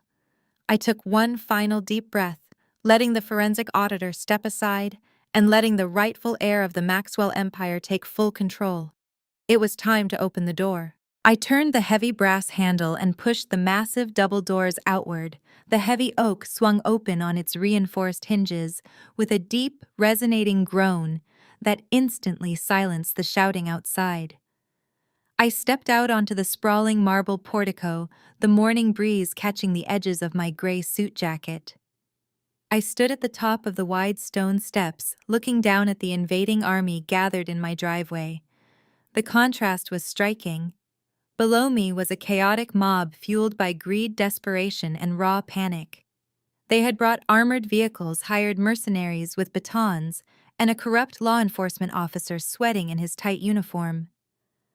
I had brought nothing but myself, a blank sheet of printer paper, and an expensive fountain pen resting loosely in my hand. For a few seconds, nobody moved. The sheer shock of seeing me stand there perfectly composed and entirely dry-eyed momentarily paralyzed them. They had expected to find a weeping, broken woman huddled on the floor begging for a truce. Instead, they found the sole owner of a $10 billion empire looking down at them with the detached clinical observation of a scientist examining a petri dish of highly predictable parasites. Beatrice was the first to recover from the shock. She pushed her way past one of the armed contractors, her designer heels clicking sharply against the gravel as she marched to the bottom of the marble steps. She looked up at me, her face twisting into a sneer of absolute concentrated contempt. "Look at you," Beatrice spat, her voice echoing across the quiet coastal property. "You are actually trying to look brave. It is pathetic, Cassidy. It really is. You thought you could lock yourself in this mansion and play billionaire for a night. You thought holding a piece of paper signed by a senile old man magically made you our equal." I did not respond. I simply watched her, letting the silence amplify her rising hysteria. I knew she was a woman who stole millions from pediatric cancer charities, yet she stood there acting morally superior. "You are a joke," Beatrice continued, taking a step up the stairs, her voice growing louder and more vicious. "You have always been a joke. You sit in a gray cubicle under fluorescent lights counting other people's money. You are a glorified human calculator. You do not have the intelligence, the pedigree, or the spine to manage a global corporate empire. If you actually took control of Maxwell Holdings, you would bankrupt the entire legacy in a month. You lack the vision. You lack the ruthlessness. You are nothing but a minor bureaucratic annoyance, and you are currently trespassing in my house." She gestured wildly to the massive stone facade behind me. "This belongs to me. I am Theodore Maxwell's only daughter. I am the rightful heir. You are just a glitch in the paperwork, a temporary inconvenience that we are fixing today." Vanessa stepped up right beside our mother, feeding off the aggressive energy. She crossed her arms, her diamond rings catching the morning light. "You really thought you outsmarted us, did you not?" Vanessa laughed, a harsh grating sound. "How was your night in the dark, little sister? Did you enjoy finding out that $10 billion on paper means absolutely nothing when your bank accounts are frozen solid? You are entirely broke. You cannot even afford to order a pizza right now, let alone hire a lawyer to fight us." Richard moved to flank his wife, his face flushed with arrogant satisfaction. "It is over, Cassidy." He spoke with the condescending tone of a parent scolding a toddler. "We warned you what would happen if you defied the family. We told you we would cut off your resources. Now we have the county sheriff standing right here with an emergency court order. You are legally incapacitated. You are trespassing. You are entirely out of options." I remained perfectly motionless. I held the blank piece of paper and the fountain pen in my hand, letting them see it. To their desperate, greedy eyes, those items looked like a flag of surrender. They believed I had brought the pen out to sign my life away. Behind Jamal, Sheriff Higgins rested his hand on his utility belt, puffing out his chest to look intimidating. He tapped the red and white megaphone against his thigh, waiting for the signal to arrest me on bogus charges. The 4 private security contractors shifted their weight, their hands resting loosely near their holstered weapons. They were entirely prepared to rush the porch, tackle me to the ground, and drag me out of my own home. They had all been paid exceptionally well to look the other way, while a massive financial crime was committed in broad daylight. Jamal had lost his patience. The $50 million cartel deadline was burning a hole in his brain, and he could not waste another second on Beatrice's theatrical monologues. He shoved past his hired mercenaries, his heavy footsteps thudding violently as he marched straight up the marble steps. He did not stop until he was standing just inches away from me, utilizing his massive height to tower over my much smaller frame. He ripped the forged asset transfer document from his leather briefcase and shoved it aggressively directly against my chest, crushing the crisp paper against my gray suit jacket. "I am done playing games with you!" Jamal growled, his voice a low, terrifying rumble meant only for me to hear. The veins in his neck were pulsing visibly. "You are going to take this pen, you are going to sign on the dotted line, and you are going to hand the estate over to me right now. If you hesitate for even 1 second, I am going to signal the sheriff. He will put you in handcuffs, drag you down these steps in front of everyone, and lock you in a psychiatric hold for the next 30 days. He leaned his face so close to mine I could smell the stale coffee and sheer panic on his breath. He pointed a thick finger at my face. "Sign the paper, Cassidy. Sign it, or I will let my guys throw you onto the pavement and we will take it by force." I did not flinch. I did not take a single step back. The sharp edge of the forged legal document crinkled loudly against my collarbone, pressed hard by Jamal's trembling hand. He was breathing heavily, his broad chest heaving under his expensive cashmere overcoat. I looked directly into his dark, bloodshot eyes. I saw the absolute terror hiding just beneath his aggressive, domineering posture. The $50 million cartel debt was screaming in his mind, deafening him to all logic and reason. He honestly believed he was the apex predator standing on this porch. He believed physical violence and loud intimidation were the ultimate currencies of power. As a forensic auditor, I knew the truth. Real power does not need to scream through a megaphone. Real power does not need to shove paper against someone's chest. Real power operates in absolute silence until it is time to drop the hammer. I let my gaze flick briefly over his broad shoulder. At the bottom of the sweeping marble steps, Beatrice was tapping her designer shoe impatiently against the wet gravel, waiting for the victorious moment she could finally step over me and claim her stolen throne. Richard was whispering something to Sheriff Higgins, likely confirming the logistics of tossing me into the back of a filthy squad car. Vanessa was practically vibrating with malicious excitement, her eyes locked eagerly on the paper crushed against my chest, waiting for my ink to hit the page so she could go buy her luxury yacht. The 4 private military contractors stood like stone statues, their hands hovering dangerously near their holstered sidearms, waiting for Jamal to give the signal to attack. It was a perfect, picturesque portrait of an organized criminal enterprise operating with complete impunity in broad daylight. They had brought an army to crush a single accountant. They thought I was entirely isolated. They thought stripping me of my bank accounts and threatening me with a corrupt county sheriff would paralyze me with fear. They expected the quiet, overlooked sister to simply collapse under the sheer weight of their collective authority. But as I looked at their greedy, expectant faces, I felt no fear. I felt only the icy, calculating precision of a trap perfectly executed. Every single variable had aligned exactly as I had modeled it in the war room. I had mapped their desperation, predicted their timeline, and baited the hook with absolute perfection. I looked back up at Jamal. The heavy scent of his expensive cologne mixed with the sharp, sour odor of his nervous sweat. He pressed the transfer document harder against my suit jacket, his jaw locked tight. "Are you deaf, Cassidy?" Jamal growled, his voice vibrating with barely contained violence. "Pick up the pen. Sign the paper right now, or I swear to God I will let them break you in half." I slowly raised my left hand. Jamal smirked, a fleeting flash of triumph crossing his face.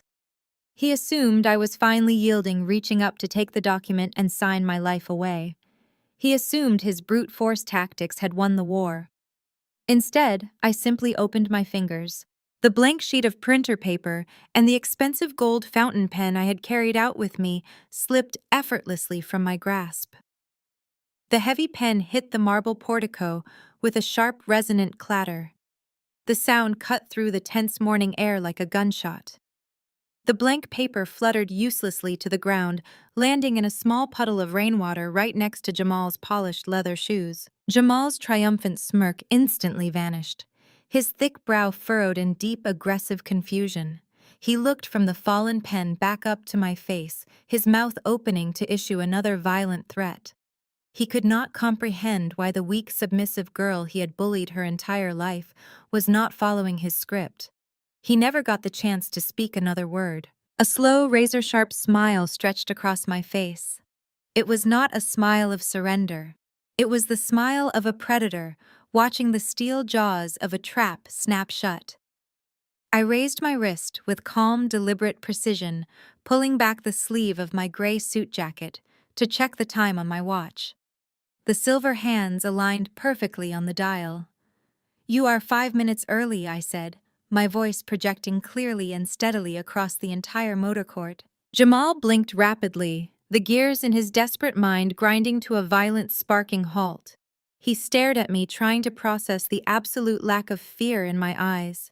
He was trying to decode the meaning of my words, but his brain was too clouded by his own arrogance to realize he had just walked blindly into a slaughterhouse. Down in the driveway, Beatrice let out a harsh sound of annoyance, yelling up the stairs to ask what was taking so long.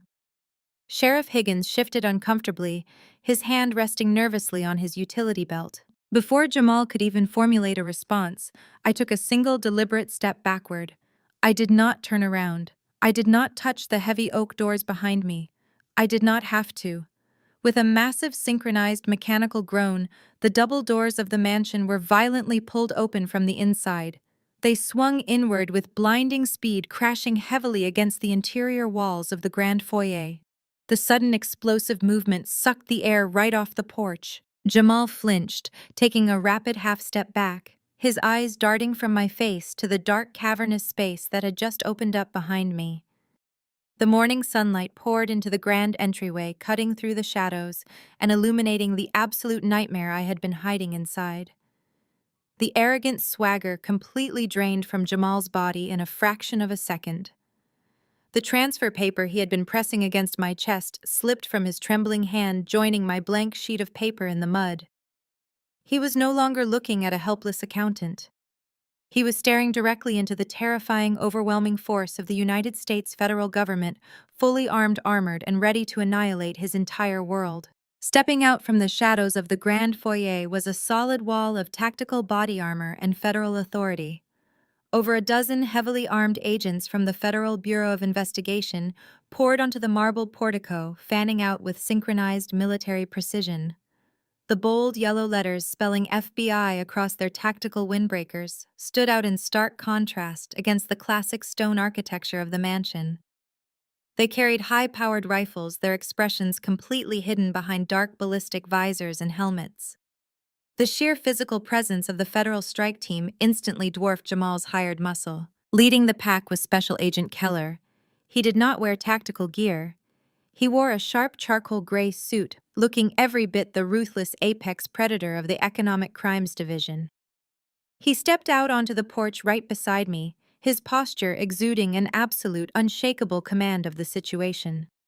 Standing to his left was the United States Attorney, a formidable woman, holding a thick stack of federal warrants secured to a heavy clipboard. Jamal stumbled backward, his polished leather shoes slipping on the wet marble steps. He hit the railing hard, his massive frame suddenly looking incredibly small and fragile. His mouth opened and closed, but no sound came out. The aggressive, bullying hedge fund manager had been instantly vaporized, replaced by a terrified man realizing his entire criminal empire had just been seized by the federal government. Down in the motor court, the ripple effect of the federal presence was immediate and deeply satisfying. The 4 private military contractors Jamal had hired to intimidate me took exactly one look at the FBI strike team and made a rapid career-saving calculation. They did not reach for their holstered weapons. They did not try to negotiate. They immediately raised their hands high in the air, stepped away from the luxury vehicles, and dropped to their knees on the wet gravel. They knew the difference between a wealthy client paying for an illegal eviction and a federal mandate authorizing deadly force. Sheriff Higgins, the corrupt local officer expecting a $50,000 campaign donation, turned the color of spoiled milk. The red and white plastic megaphone slipped from his sweaty grip, clattering loudly against the driveway. He raised his hands, his entire body trembling, as two federal agents moved swiftly down the stairs to secure him, stripping his badge and sidearm before he could even utter a word of protest. Beatrice and Richard stood completely frozen by the third SUV. My mother's eyes were wide with a terror I had never seen before. Her designer handbag slipped from her shoulder, hitting the muddy ground. Richard looked like he was having a physical medical emergency, his chest heaving as he stared at the federal agents pouring out of the house he thought he was about to conquer. Vanessa grabbed her father's arm, letting out a high, panicked, whimpering sound, her elite arrogance completely shattered. Special Agent Keller stepped to the edge of the portico and looked down at the terrified group. Jamal Maxwell, Richard Maxwell, Beatrice Maxwell, and Vanessa Maxwell. Keller's voice boomed across the property, carrying a cold metallic authority that required no megaphone. This property is currently under the jurisdiction of the Federal Bureau of Investigation. You are all subjects of a massive federal probe involving wire fraud, money laundering, and the embezzlement of over $100 million from the Maxwell Family Charitable Foundation. The United States Attorney stepped forward, raising the heavy clipboard. We hold federal warrants for your immediate arrest, and we have already secured injunctions freezing every single domestic and offshore asset tied to Vanguard Apex and your personal holdings. Your financial networks have been entirely seized. You have zero access to capital, zero access to private flights, and zero leverage. Jamal gripped the marble railing, his knuckles turning white. He shook his head frantically, trying desperately to construct a defense. "This is a mistake," Jamal stammered, his voice cracking wildly. "You have no proof." She manipulated the data. "Cassidy is a disgruntled heir. She forged those ledgers to frame us. We are legitimate investors." Richard found his voice, stepping forward with a pathetic display of false confidence. "Agent, I demand to speak to my attorneys. You are trespassing on a family dispute. My daughter is mentally unstable and trying to steal our legacy. There is absolutely no proof of any financial crimes here." I smiled, glancing at Agent Keller. He gave a sharp, definitive nod to the agents stationed just inside the grand foyer. "We are not just here for the financial crimes," Richard Agent Keller said, his voice dropping into a deadly quiet register that silenced the entire driveway. "We are here for the homicide." The blood completely drained from Richard's face. Beatrice let out a choked, horrific gasp, taking a step backward and colliding hard with the side of the SUV. Jamal's knees buckled slightly, his massive frame sliding down the marble railing as the gravity of the word homicide hit him. "Bring him out," Keller commanded over his shoulder. Two heavily armed agents stepped out from the shadows of the mansion's interior. They were not alone. Walking between them, his hands shackled heavily behind his back and his feet bound by chains, was a man wearing a bright orange Federal Holding Facility jumpsuit. He looked battered, exhausted, and entirely defeated. It was Elias Thorne, the mechanic. The instant Jamal and Richard saw Thorne standing on the portico surrounded by federal agents, their remaining shred of defiance completely evaporated. They knew exactly who he was, and they knew exactly what his presence here meant. "We kicked his door down in Queens at 3 a.m, Keller announced, gesturing to the shackled mechanic. "Confronted with a mountain of offshore wire transfer receipts provided by your niece, Mr. Thorne decided to be highly cooperative to avoid the death penalty. He provided a full recorded and signed confession before the sun even came up. He admitted that Jamal and Richard Maxwell paid him $200,000 through a Cyprus shell company to sever the brake lines on Theodore Maxwell's vehicle. I stepped forward, moving right to the edge of the top step, looking down at the people who shared my blood. "You thought you were so incredibly smart," I said, my voice ringing out with absolute clarity. "You thought you could murder my grandfather to stop his SEC audit. You thought you could steal a $10 billion estate to pay off your cartel debt. You thought throwing my clothes into the freezing rain would break me. But you forgot one crucial detail. You forgot that my grandfather trained me to hunt parasites just like you. Thorne looked down at Jamal and Richard. I gave them everything, the mechanic muttered, his voice hoarse and broken. The offshore routing numbers, the burner phones, the meeting we had in the parking garage. It is over. They have all of it. Vanessa. You texted me yesterday asking how it felt to be a billionaire who could not afford a cup of coffee.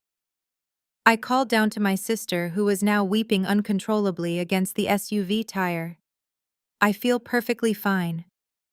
But I highly recommend you start worrying about how you are going to explain to an international money laundering syndicate that the $50 million you owe them by midnight tomorrow has just been seized by the United States government. The feds will protect you in a maximum security cell, but your luxury lifestyle is officially dead. The reality of their situation crashed down upon the family with the force of a falling building. They were not going to a country club. They were not going to fight a drawn-out legal battle in a comfortable Manhattan courtroom. They were going to federal prison for conspiracy to commit murder, and they were going to do it completely broke. Arrest them all, Keller commanded. The tactical agents surged forward down the marble steps, pulling heavy steel handcuffs from their tactical vests. The endgame had officially arrived, and it was glorious. The instant the tactical agents moved, the last shred of Jamal's false bravado shattered. His survival instinct, honed by years of dodging financial regulators and manipulating high-net-worth clients, finally short-circuited. He looked at the approaching agents, looked at the mechanic standing in orange federal shackles, and completely snapped. He dropped his expensive leather briefcase. The forged transfer documents fluttered uselessly into the wet gravel. Jamal spun on his heel and sprinted frantically toward the eastern perimeter of the estate, aiming for the dense line of oak trees that bordered the coastal highway. It was a pathetic, desperate display.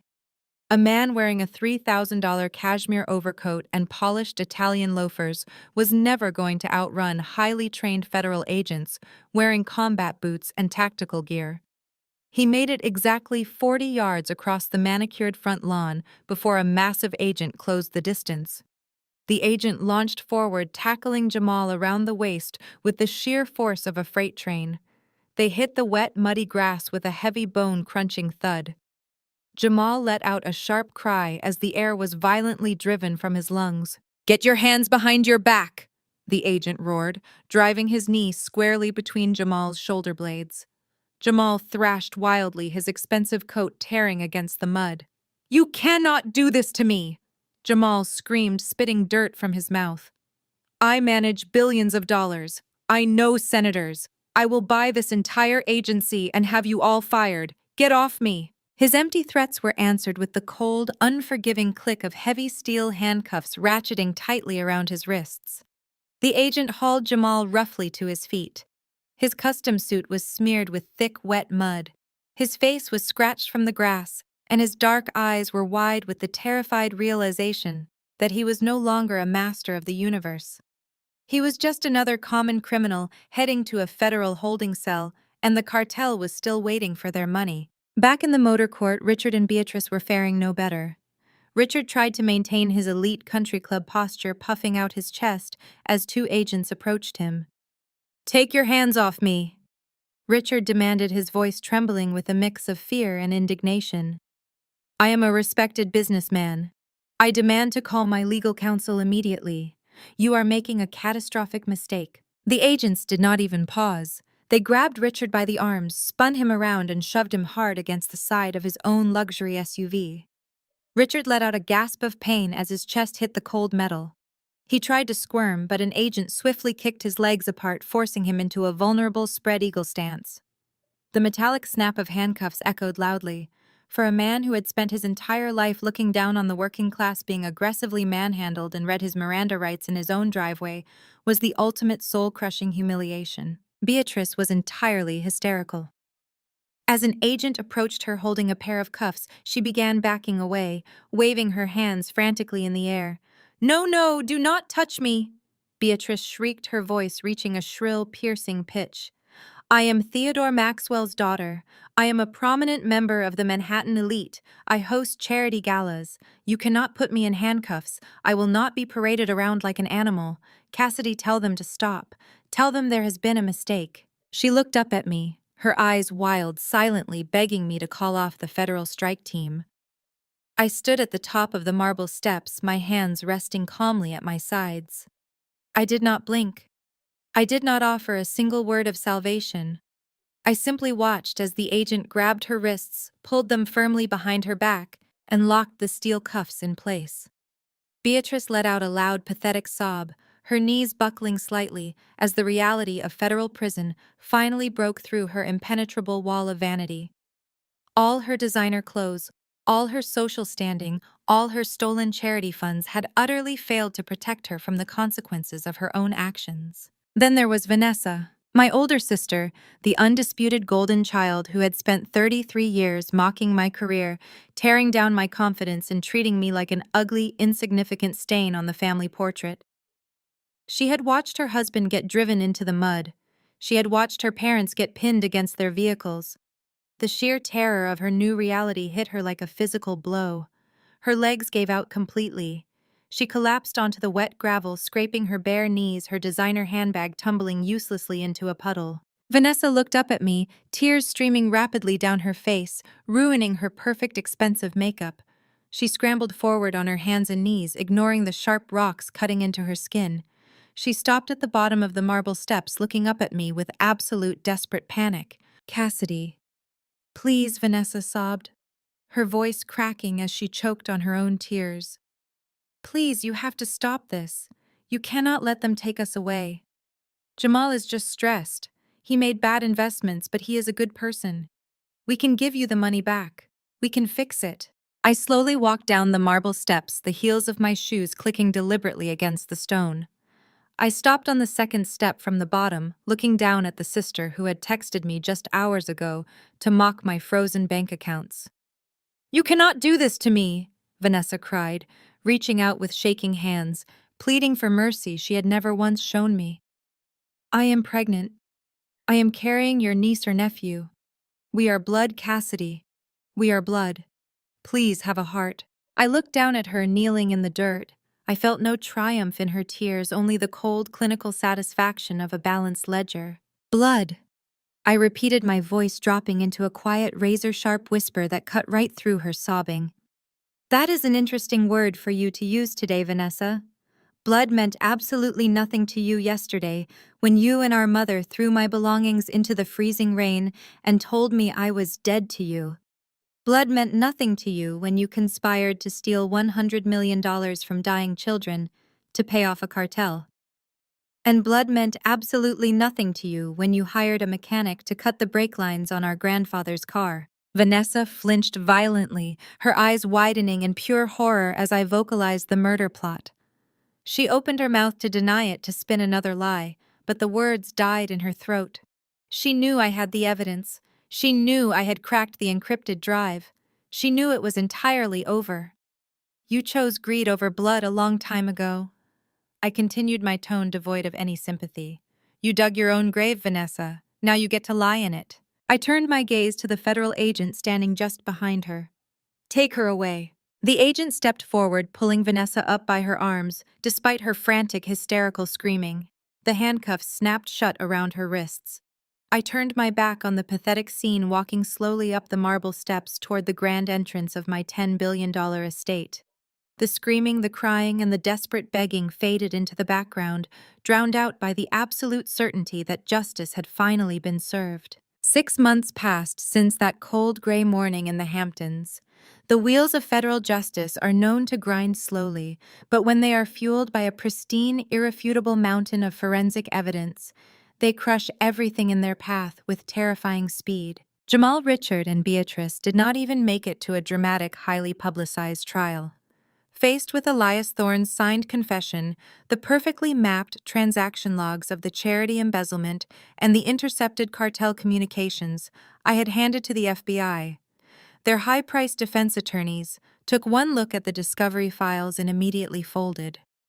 They knew there was no escaping the trap I had built. The lawyers advised their clients to take blind plea deals just to avoid the death penalty for conspiracy to commit murder. I sat in the back row of the federal courthouse in Manhattan on the day of their sentencing. The judge, an uncompromising man with zero tolerance for white-collar predators, looked down at my family with absolute disgust. He openly condemned their blatant theft from pediatric cancer funds and their cowardly assassination of Theodore Maxwell. All three received 25-year sentences in maximum security federal penitentiaries with absolutely no possibility of parole. I watched as the heavy steel chains were secured around their waists and ankles. Beatrice wept bitterly, looking frantically around the gallery for any sympathetic faces from her elite social circles, but those seats were entirely empty. They had traded their custom-tailored suits and country club memberships for orange jumpsuits and concrete walls. They would spend the rest of their natural lives locked in cages, completely stripped of the wealth and status they had killed to protect. Vanessa managed to avoid a prison sentence, but her punishment was arguably more poetic. The federal prosecutors determined she was too ignorant of the actual mechanics of the financial fraud and the assassination plot to be charged as a direct co-conspirator. However, the federal government's asset forfeiture division was not nearly as forgiving. The feds aggressively clawed back every single cent Jamal had stolen. They seized all of Vanessa's joint bank accounts, liquidated her extensive jewelry collection, auctioned off her designer wardrobes, and repossessed her luxury vehicles. Completely bankrupted and publicly disgraced, she was instantly shunned by every socialite circle in New York. The former golden child of the Maxwell family, who had constantly mocked my salary and my career, was now living in a cramped government-subsidized Section 8 apartment in a gritty, unforgiving borough. To meet her court-ordered restitution payments and afford basic groceries, she was forced to take a grueling minimum wage job, folding clothes at a massive discount retail outlet. I received a brief, deeply satisfying report from the private investigator I kept on retainer.